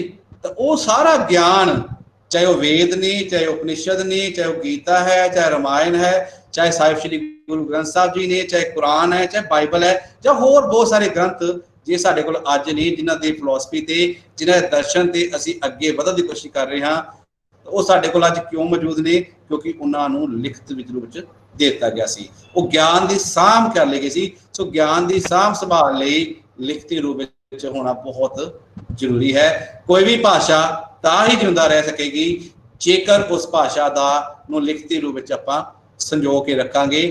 ਜੇ ਉਹਦਾ ਸਾਹਿਤ, ਜੇ ਉਹਦੇ ਉਸ ਭਾਸ਼ਾ ਦੇ ਵਿੱਚ ਜਿਹੜਾ ਗਿਆਨ ਹੈ ਜਾਂ ਕਦਰਾਂ ਕੀਮਤਾਂ ਜਾਂ ਰਿਵਾਜ ਨੇ, ਤਾਂ ਜੇ ਉਹ ਸੱਭਿਆਚਾਰ ਦੀਆਂ ਕਦਰਾਂ ਕੀਮਤਾਂ ਰਿਵਾਜ, ਜੇ ਉਹ ਭਾਸ਼ਾ ਨੂੰ ਜੇ ਅਸੀਂ ਕਿਸੇ ਲਿਪੀਬੱਧ ਨਹੀਂ ਕੀਤਾ, ਸਮਾਂ ਪੈ ਕੇ ਭਾਸ਼ਾ ਦਾ ਰੂਪ ਬਦਲਦਾ ਭਾਸ਼ਾ ਆਪ ਦਾ ਰੂਪ ਬਦਲ ਜਾਏਗੀ। ਭਾਸ਼ਾ ਜਿਹੜੀ ਹੈ ਉਹ ਖਾਤਮੇ ਵੱਲ ਜਾਏਗੀ। ਯੂਨੈਸਕੋ ਦੀਆਂ ਰਿਪੋਰਟਸ ਜਿਹੜੀਆਂ ਨੇ ਉਹ ਸਾਡੇ ਕੋਲ ਪਈਆਂ ਨੇ, ਜਿਨ੍ਹਾਂ ਵਿੱਚ ਬਹੁਤ ਸਾਰੀਆਂ ਭਾਸ਼ਾਵਾਂ ਐਸੀਆਂ ਨੇ ਜਿਹੜੀਆਂ ਕਿ ਇਸ ਟਾਈਮ ਖਤਮ ਹੋਣ ਦੇ ਕੰਢੇ ਤੇ ਨੇ। ਬਹੁਤ ਸਾਰੀਆਂ ਭਾਸ਼ਾਵਾਂ ਖਤਮ ਹੋ ਚੁੱਕੀਆਂ ਨੇ। ਕਿਉਂ? ਕਿਉਂਕਿ ਉਹਨਾਂ ਨੂੰ ਬੋਲਣ ਵਾਲੇ ਘਟ ਗਏ, ਕਿਉਂਕਿ ਉਹਨਾਂ ਦਾ ਲਿਪੀਬੱਧ ਨਹੀਂ ਕੀਤਾ ਗਿਆ ਸੀ ਸਾਹਿਤ, ਜਿਸ ਕਰਕੇ ਉਹ ਅਗਲੇ ਤੱਕ ਪਹੁੰਚੇ ਹੀ ਨਹੀਂ। ਤੇ ਇਸ ਕਰਕੇ ਭਾਸ਼ਾ ਨੂੰ ਜਿਉਂਦਾ ਰੱਖਣ ਦੇ ਲਈ ਉਸ ਨੂੰ ਲਿਖਤੀ ਰੂਪ ਦੇਣਾ ਬਹੁਤ ਜ਼ਰੂਰੀ ਹੈ। ਕਿੱਤਾਗਰੀ ਮਹੱਤਵ ਦੀ ਗੱਲ ਕਰ ਲਈ ਹੈ, ਸਿੱਖਿਆ ਵਿਕਾਸ ਦੀ ਗੱਲ ਕਰ ਲਈ। ਸੋ ਇਹ ਸੀ ਬੱਚਿਓ ਲਿਖਣ ਕੌਸ਼ਲ ਦੇ ਮਹੱਤਵ। ਹੁਣ ਆਪਾਂ ਜਿਹੜੀ ਅੱਗੇ ਗੱਲ ਕਰਨੀ ਹੈ, ਹੁਣ ਮੈਂ ਥੋੜਾ ਜਿਹਾ ਇੱਥੇ ਛੱਡ ਦਿਆਂ ਕਿ ਸ਼ਰਤਾਂ ਕਿਹੜੀਆਂ ਨੇ, ਇਹ ਆਪਾਂ ਨੂੰ ਪਤਾ ਹੀ ਹੈ। ਸੋ ਹੁਣ ਆਪਾਂ ਨੇ ਵਿਦਿਆਰਥੀਆਂ ਦੇ ਅੰਦਰ ਇਹ ਸੁਣਨ ਕੌਸ਼ਲ, ਲਿਖਣ ਕੌਸ਼ਲ ਦਾ ਜਿਹੜਾ ਹੈ, ਇਹਨਾਂ ਨੂੰ ਵਿਕਸਿਤ ਕਿਵੇਂ ਕਰਨਾ ਹੈ, ਕਿਹੜੇ ਢੰਗ ਨੇ ਜਿਨ੍ਹਾਂ ਦੇ ਰਾਹੀਂ ਅਸੀਂ ਆਪ ਦਾ ਜਿਹੜਾ ਹੈ ਬੱਚਿਆਂ ਦੀ ਭਾਸ਼ਾ ਜਿਹੜੇ ਕੌਸ਼ਲ ਨੇ ਉਹਨਾਂ ਦਾ ਵਿਕਾਸ ਕਰ ਸਕਦੇ ਹਾਂ। ਬੱਚਿਆਂ ਨੂੰ ਜਦੋਂ ਜਮਾਤ ਤੁਸੀਂ ਅਧਿਆਪਕ ਬਣ ਗਏ, ਤੁਸੀਂ ਪੰਜਾਬੀ ਦੇ ਅਧਿਆਪਕ ਹੋ ਜਾਂ ਅੰਗਰੇਜ਼ੀ ਦੇ ਹੋ ਜਾਂ ਹੋਰ ਭਾਸ਼ਾ ਦੇ ਕੋਈ ਵੀ ਅਧਿਆਪਕ ਹੋ, ਤਾਂ ਉਹਨਾਂ ਦੇ ਇਸ ਕੌਸ਼ਲ ਦਾ ਵਿਕਾਸ ਕਰਨ ਦੇ ਲਈ ਜਿਹੜਾ ਇਹ ਤੁਸੀਂ ਦੇਖਿਆ ਹੋਏਗਾ ਸੁਣਨ ਦੇ ਪੈਰ 'ਚ ਟਿੱਪੀ ਪੈ ਗਈ ਹੈ, ਬਿੰਦੀ ਪੈ ਗਈ, ਕਿਉਂਕਿ ਉਹ ਫੌਂਟ ਚੇਂਜ ਹੋਇਆ। ਅੰਮ੍ਰਿਤ ਬੋਲੀ ਤੋਂ ਅਨਮੋਲ ਲਿਪੀ, ਅਨਮੋਲ ਲਿਪੀ ਤੋਂ ਅੰਮ੍ਰਿਤ ਬੋਲੀ, ਜਿਸ ਕਰਕੇ ਉਹ ਪੈਰ ਬਿੰਦੀ ਹੈ। ਬਿੰਦੀ ਨਹੀਂ ਹੈਗੀ, ਸੁਣਨ ਹੈ, ਸੁਣਨ ਨਹੀਂ ਹੈ। ਸੋ ਤੁਸੀਂ ਇਸ ਬਿੰਦੀ ਨੂੰ ਨਹੀਂ ਪਾਉਣਾ। ਮੈਂ ਵੀ ਇਹਨੂੰ ਦਰਸਤ ਕਰ ਦਿੰਦਾ। ਸੁਣਨ ਕੌਸ਼ਲ ਹੁਣ ਇਹ 'ਚ ਅਸੀਂ ਬੱਚਿਆਂ ਨੂੰ ਆਪਸ 'ਚ ਗੱਲ, ਹੁਣ ਜਦੋਂ ਬੱਚੇ ਕਿਸੇ ਜਮਾਤ 'ਚ ਆਏ, ਬੱਚੇ ਜਿਹੜੇ ਨੇ ਉਹ ਤੁਹਾਡੇ ਨਾਲ ਸਿੱਧਾ ਵਾਰਤਾ ਨਹੀਂ ਕਰਨਗੇ, ਪਰ ਆਪਸ ਜਦੋਂ ਗੱਲਬਾਤ ਕਰਦੇ ਬੱਚਿਆਂ ਨੂੰ ਆਪਸੀ ਗੱਲਬਾਤ ਦੇ ਮੌਕੇ ਦਿਓ। ਆਪਸੀ ਗੱਲਬਾਤ ਜਦੋਂ ਉਹਨਾਂ ਨੂੰ ਕੋਈ ਵਿਸ਼ਾ ਦੇ ਦਿਓ ਵੀ ਤੁਸੀਂ ਅੱਜ ਖੇਡ ਦੇ ਮੈਦਾਨ ਬਾਰੇ ਕੋਈ ਤਸਵੀਰ ਦੇ ਦਿਓ ਵੀ ਆਹ ਤਸਵੀਰ ਬਾਰੇ ਆਪਣੇ ਵਿਚਾਰ ਸਾਂਝੇ ਕਰੋ। ਠੀਕ ਹੈ, ਜਦੋਂ ਇੱਕ ਬੋਲੇਗਾ ਦੂਜਾ ਸੁਣ ਰਿਹਾ, ਆਪਸੀ ਗੱਲਬਾਤ ਭਾਵੇਂ ਹੈ ਬੋਲਣ ਕੌਸ਼ਲ 'ਚ ਵੀ ਆਏਗੀ। ਇੱਥੇ ਵੀ ਇਹੀ ਹੈ, ਇੱਥੇ ਕਿ ਇੱਕ ਬੋਲ ਰਿਹਾ ਦੂਜਾ ਸੁਣ ਰਿਹਾ, ਤਾਂ ਕਹਿੰਦਾ ਨਹੀਂ ਇਹ ਤਾਂ ਪਾਰਕ ਝੂਲੇ ਲੱਗੇ, ਉਹ ਕਹਿੰਦਾ ਝੂਲੇ ਦੇ ਨਾਲ ਕੀ ਉਹਦੇ ਖਾਲ ਕੀ ਲੱਗਾ, ਇੱਕ ਦੂਜੇ ਦੀ ਗੱਲ ਨੂੰ ਸੁਣ ਰਹੇ ਆ। ਇਸੇ ਨਾਲ ਆਪਾਂ ਜਮਾਤ ਦੇ ਵਿੱਚ ਵੱਖ-ਵੱਖ ਵਿਸ਼ੇ ਭਾਸ਼ਣ ਕਰਾਉਂਦੇ ਆ। ਇੱਕ ਬੱਚਾ ਬੋਲ ਰਿਹਾ ਹੈ, ਬਾਕੀ ਸੁਣ ਰਹੇ ਨੇ। ਉਹਨਾਂ ਨੇ ਇਹ ਕਹਿਣਾ ਕਿ ਸੁਣ ਕੇ ਤੁਸੀਂ ਤੁਹਾਡੇ ਤੋਂ ਵੀ ਪੁੱਛਣਾ ਵੀ ਤੁਸੀਂ ਇਹਨੇ ਕੀ ਗੱਲ ਕਹੀ ਹੈ। ਮੈਂ ਕਿਸੇ ਬੱਚੇ ਨੂੰ ਪੁੱਛ ਸਕਦੀ ਹਾਂ ਵੀ ਇਹਨੇ ਕਿਹੜੀ ਗੱਲ ਕਹੀ, ਉਹ ਆਪੇ ਧਿਆਨ ਨਾਲ ਸੁਣਨਗੇ। ਬੋਲ ਲਿਖਤ, ਜਿਹਨੂੰ ਡਿਕਟੇਸ਼ਨ ਕਹਿੰਦੇ ਇੰਗਲਿਸ਼ 'ਚ, ਇਹ ਵੀ ਇੱਕ ਸਾਧਨ ਹੈ। ਰੋਜ਼ਾਨਾ ਪੰਜਾਬੀ ਅਧਿਆਪਕ ਜਮਾਤ ਜਾ ਕੇ 10-10 ਸ਼ਬਦ ਦੇ ਬੱਚਿਆਂ ਨੂੰ ਬੋਲੇ, ਲਿਖੋ। ਜਦੋਂ ਲਿਖਣਗੇ, ਜੇ ਉਹ ਦਰੁਸਤ ਨਹੀਂ ਲਿਖ ਰਹੇ, ਗਲਤੀਆਂ ਕਰ ਰਹੇ ਨੇ, ਤੁਹਾਡੇ 3 ਤਰੀਕੇ ਅੱਗੇ ਤੁਹਾਨੂੰ ਪਤਾ ਲੱਗ ਗਿਆ ਵੀ ਇਹਨੂੰ ਲਿਖਣ ਦੀ ਸਮੱਸਿਆ ਹੈ। ਉੱਥੇ ਦਾ ਲਿਖਣ ਕੌਸ਼ਲ ਵੀ ਤੁਸੀਂ ਨਾ ਸੁਧਾਰੋਗੇ। ਇਹਨੂੰ ਸੁਣਨ ਦੀ ਕੌਸ਼ਲ ਹੈ, ਕਿਉਂ ਗਲਤ ਲਿਖ ਰਿਹਾ ਹੈ? ਕਿਉਂਕਿ ਇਹਨੂੰ ਗਿਆਨ ਹੀ ਹੈ ਨਹੀਂ। ਅਸੀਂ ਪੜ੍ਹਨ ਕੌਸ਼ਲ ਦਾ ਗੱਲ ਆ ਗਈ ਤੇ ਨਾਲ ਦੇ ਨਾਲ ਲਿਖਣ। ਸੋ ਲਿਖਣ, ਬੋਲਣ, ਪੜ੍ਹਨ, ਇਹ ਸਾਰੇ ਕੌਸ਼ਲਾਂ ਨੂੰ ਅਸੀਂ ਨਾਲ ਦੇ ਨਾਲ ਜਿਹੜਾ ਹੈ ਉਹ ਕਰ ਸਕਦੇ ਹਾਂ। ਬੋਲ ਲਿਖਤ ਰਾਹੀਂ ਅਸੀਂ ਬੱਚੇ ਦੇ ਨੂੰ ਸੁਣਨ ਕੌਸ਼ਲ ਤੇ ਦੇਖ ਰਹੇ ਹਾਂ ਕਿ ਉਹ ਸਹੀ ਸੁਣ ਵੀ ਰਿਹਾ ਕਿ ਨਹੀਂ ਸੁਣ ਰਿਹਾ। ਕਿਉਂਕਿ ਪੰਜਾਬੀ ਦਾ ਸੁਨਹਿਰੀ ਨਿਯਮ ਹੈ, ਗੁਰਮੁਖੀ ਸੇ ਰਿਹਾ, ਜਿਹੋ ਜਿਹਾ ਸੁਣੋ ਜਾਂ ਬੋਲੋ ਤਿਹਾ ਲਿਖੋ। ਸੋ ਜਿਹੜਾ ਬੋਲਿਆ ਹੈ ਉਹੀ ਲਿਖਣਾ ਹੈ। ਸੋ ਜੇ ਉਹ ਸਹੀ ਨਹੀਂ ਸੁਣ ਰਿਹਾ ਤਾਂ ਭਾਵ ਹੋ ਸਕਦਾ ਉਹਦੇ ਸੁਣਨ ਯੰਤਰ 'ਚ ਸਮੱਸਿਆ ਹੋਵੇ, ਕੰਨ 'ਚ ਕੋਈ ਸਮੱਸਿਆ ਹੋਵੇ, ਜਾਂ ਉਹਨੂੰ ਸਹੀ ਢੰਗ ਦੇ ਨਾਲ ਸ਼ਬਦਾਂ ਦਾ ਉਚਾਰਨ, ਮਾਤਰਾਵਾਂ ਦਾ ਗਿਆਨ ਨਹੀਂ ਹੈ। ਪ੍ਰਸ਼ਨ ਉੱਤਰ ਕਰਕੇ ਇੱਕ ਅਧਿਆਪਕ ਪ੍ਰਸ਼ਨ ਪੁੱਛੇਗਾ, ਬੱਚੇ ਉੱਤਰ ਦੇਣਗੇ। ਸੋ ਅਧਿਆਪਕ ਪ੍ਰਸ਼ਨ ਬੋਲ ਰਿਹਾ ਤਾਂ ਬੱਚੇ ਉਹਨੂੰ ਸੁਣਦੇ ਆ, ਸੁਣ ਕੇ ਜਵਾਬ ਦਿੰਦੇ ਆ। ਇਹਦੇ ਵਾਦ ਵਿਵਾਦ ਪ੍ਰਤੀਯੋਗਤਾਵਾਂ ਕਰਾ ਕੇ ਜਦੋਂ ਬੱਚੇ ਇੱਕ ਦੂਜੇ ਨੂੰ ਬੋਲ ਕੇ, ਇੱਕ ਬੱਚਾ ਬੋਲਦਾ ਹੈ, ਦੂਜਾ ਬੱਚਾ ਉਹਦੀਆਂ ਹੀ ਗੱਲਾਂ ਦੇ ਆਧਾਰ ਬਣਾ ਕੇ ਆਪਣੀ ਗੱਲ ਕਹਿੰਦਾ ਹੈ, ਉਸ ਢੰਗ ਨਾਲ ਵੀ ਉਹਨਾਂ ਦੇ ਸੁਣਨ ਕੌਸ਼ਲ ਦਾ ਤੇ ਬੋਲਣ ਕੌਸ਼ਲ ਦਾ ਦੋਵਾਂ ਦਾ ਹੀ ਵਿਕਾਸ ਹੁੰਦਾ ਹੈ। ਨਾਟਕੀ ਰੂਪ ਜਦੋਂ ਪੜ੍ਹਾ ਰਹੇ ਹਾਂ, ਇਕਾਂਗੀ ਪੜ੍ਹਾ ਰਹੇ ਹਾਂ, ਇਕਾਂਗੀ ਦੇ ਜੇ ਆਪਾਂ ਵੱਖ-ਵੱਖ ਪਾਤਰ ਬਣਾ ਲੈਣੇ ਨੇ, ਉਹ ਪਾਤਰਾਂ ਨੂੰ ਕੀ ਕਹਿਣਾ ਹੈ ਕਿ ਹੁਣ ਤੁਸੀਂ ਜਿਹੜਾ ਹੈ ਆਪੋ ਆਪਣਾ रोल अदा करो। हुण जो नाटक पात्र बने ने पात्र की करनगे बोलणगे उन्हां दा की होना बोलण कुछ अभ्यास है। बाकी सुन रहे ने ਜਿਹੜੇ सुन रहे ने उन्हां दा सुनन कौशल विकसित हो रहा है, पात्रां दा भी हो रहा है। क्योंकि जे मान लो आपां जफरनामा एकांगी नूं उदाहरण बना गल कीती ते जे औरंगजेब बोल रहा है तो जीनत सुन रही है, जीनत बोल रही है तो सूत्रधार सुन रहा है, सूत्रधार बोल रहा है तो महात्मा कोई सुन रहा है। ਇਹਦਾ ਭਾਵ ਜੇ जीनत बोल रही है तो औरंगजेब सुन रहा है भी ਇਹ ਕੀ बोल रही है। ਜਿਹੜਾ औरंगजेब पात्र बनया होया है, जो औरंगजेब बोल रहा है, ਜਿਹੜਾ पात्र जीनत या सूत्रधार बनया ਉਹ भी सुनता पाया भी की गल है, क्योंकि उन्होंने पता है कि जो इहदी गल खत्म होएगी तो मैं गल शुरू करनी है तो स्रोते तो सुन ही रहे ने। सो इस तरीके नाल बोलण सुनन इत्थे कौशल का विकास जिहड़ा वो चल सकता है। उहदे नाल नाल कोई कवि की रचना के उच्चारण करन नूं कहना, जो एक बच्चा कविता बोल रहा है दूजे सुन रहे हैं, कहानी सुना रहे हैं दूजे सुन रहे हैं। सो इस ढंग दे नाल सौखे ढंग दे नाल आम आपां अपने जमात दे विच विद्यार्थियों के सुनन कौशल का विकास कर सकते हैं। हुण सुनन कौशल का विकास किवें होया है कि उन्हां नूं वो गल समझ आई कि नहीं आई, उहदे लई असीं मुलांकन की जिहड़ी है वो प्रक्रिया करते हैं। वो मैं मैडम नाल गल करके बेनती करांगा मैडम नूं कि एक फिर कदी समा लवांगे जिस आपां इन्हां कौशलों का मुलांकन किद्दां करना है कि पता लगे कि इन्हां नूं आया भी है, इन्हां दा कौशल विकसित होए भी है जां नहीं। पर एक जमात दे विच आपां नाल दी नाल देखदे रहने आ तां सानूं पता लगदा कि बच्चे अंदर विकसित हो चुकी है। अगली गल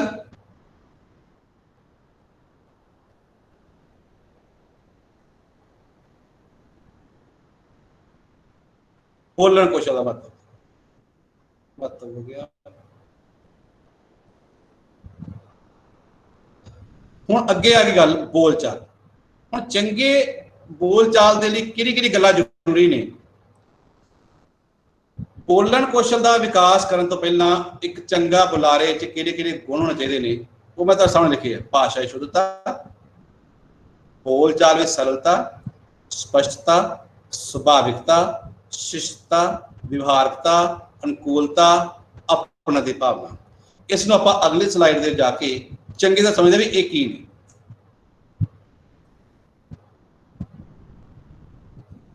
हाँ जी, हुण जिहड़ी गल्लां पिछे कीतियां ने उहनूं आपां इत्थे समझण दी कोशिश करांगे। बोलण दे बल दे साधन अते अंग, ये प्रिंसीपल तेजा सिंह की किताब जो लिया ये मैं लिया, ये बड़ी वधिया किताब है, मैं तुहाडे नाल साझी भी करांगा। हुण तीन अंग जिहड़े ने बोलण दे साधन जिहड़े बल दे आधार ते आपां कर दिंदे आ। बोलण वाले दी शख्सियत, प्लेटफॉर्म भाव बोलण दी जगह ते व्याख्यान।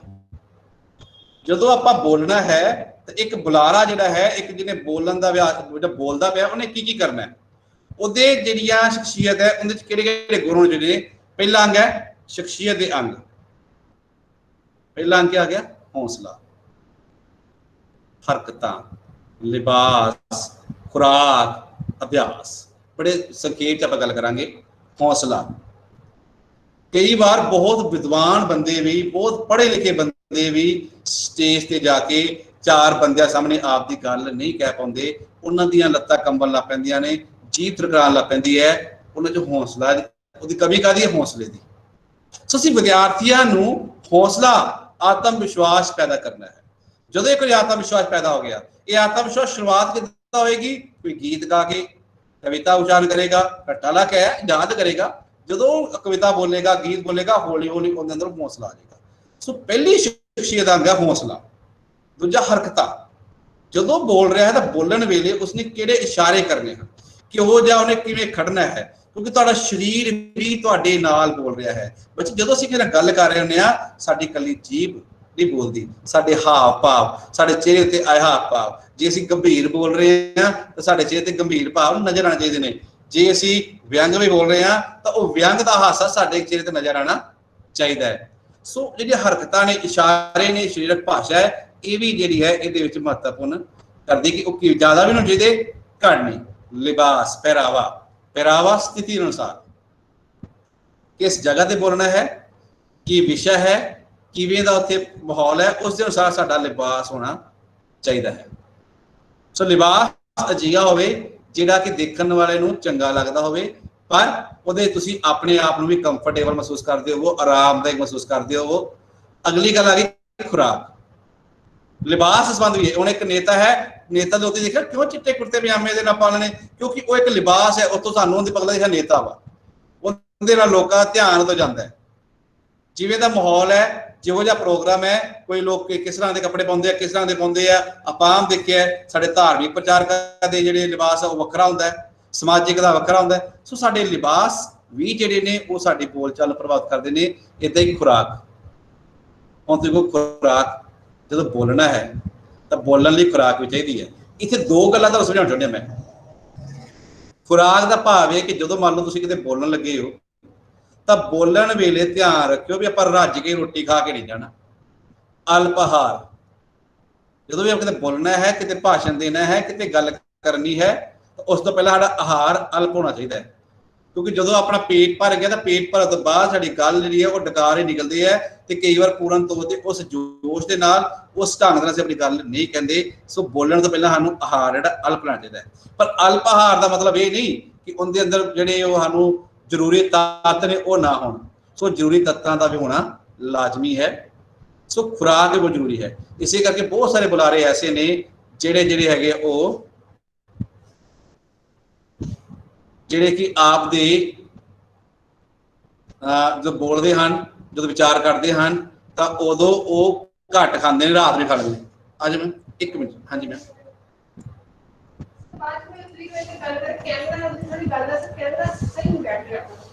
ਕਰਨਾ ਜੀ, ਕਰ ਲੈਣਾ ਜੀ।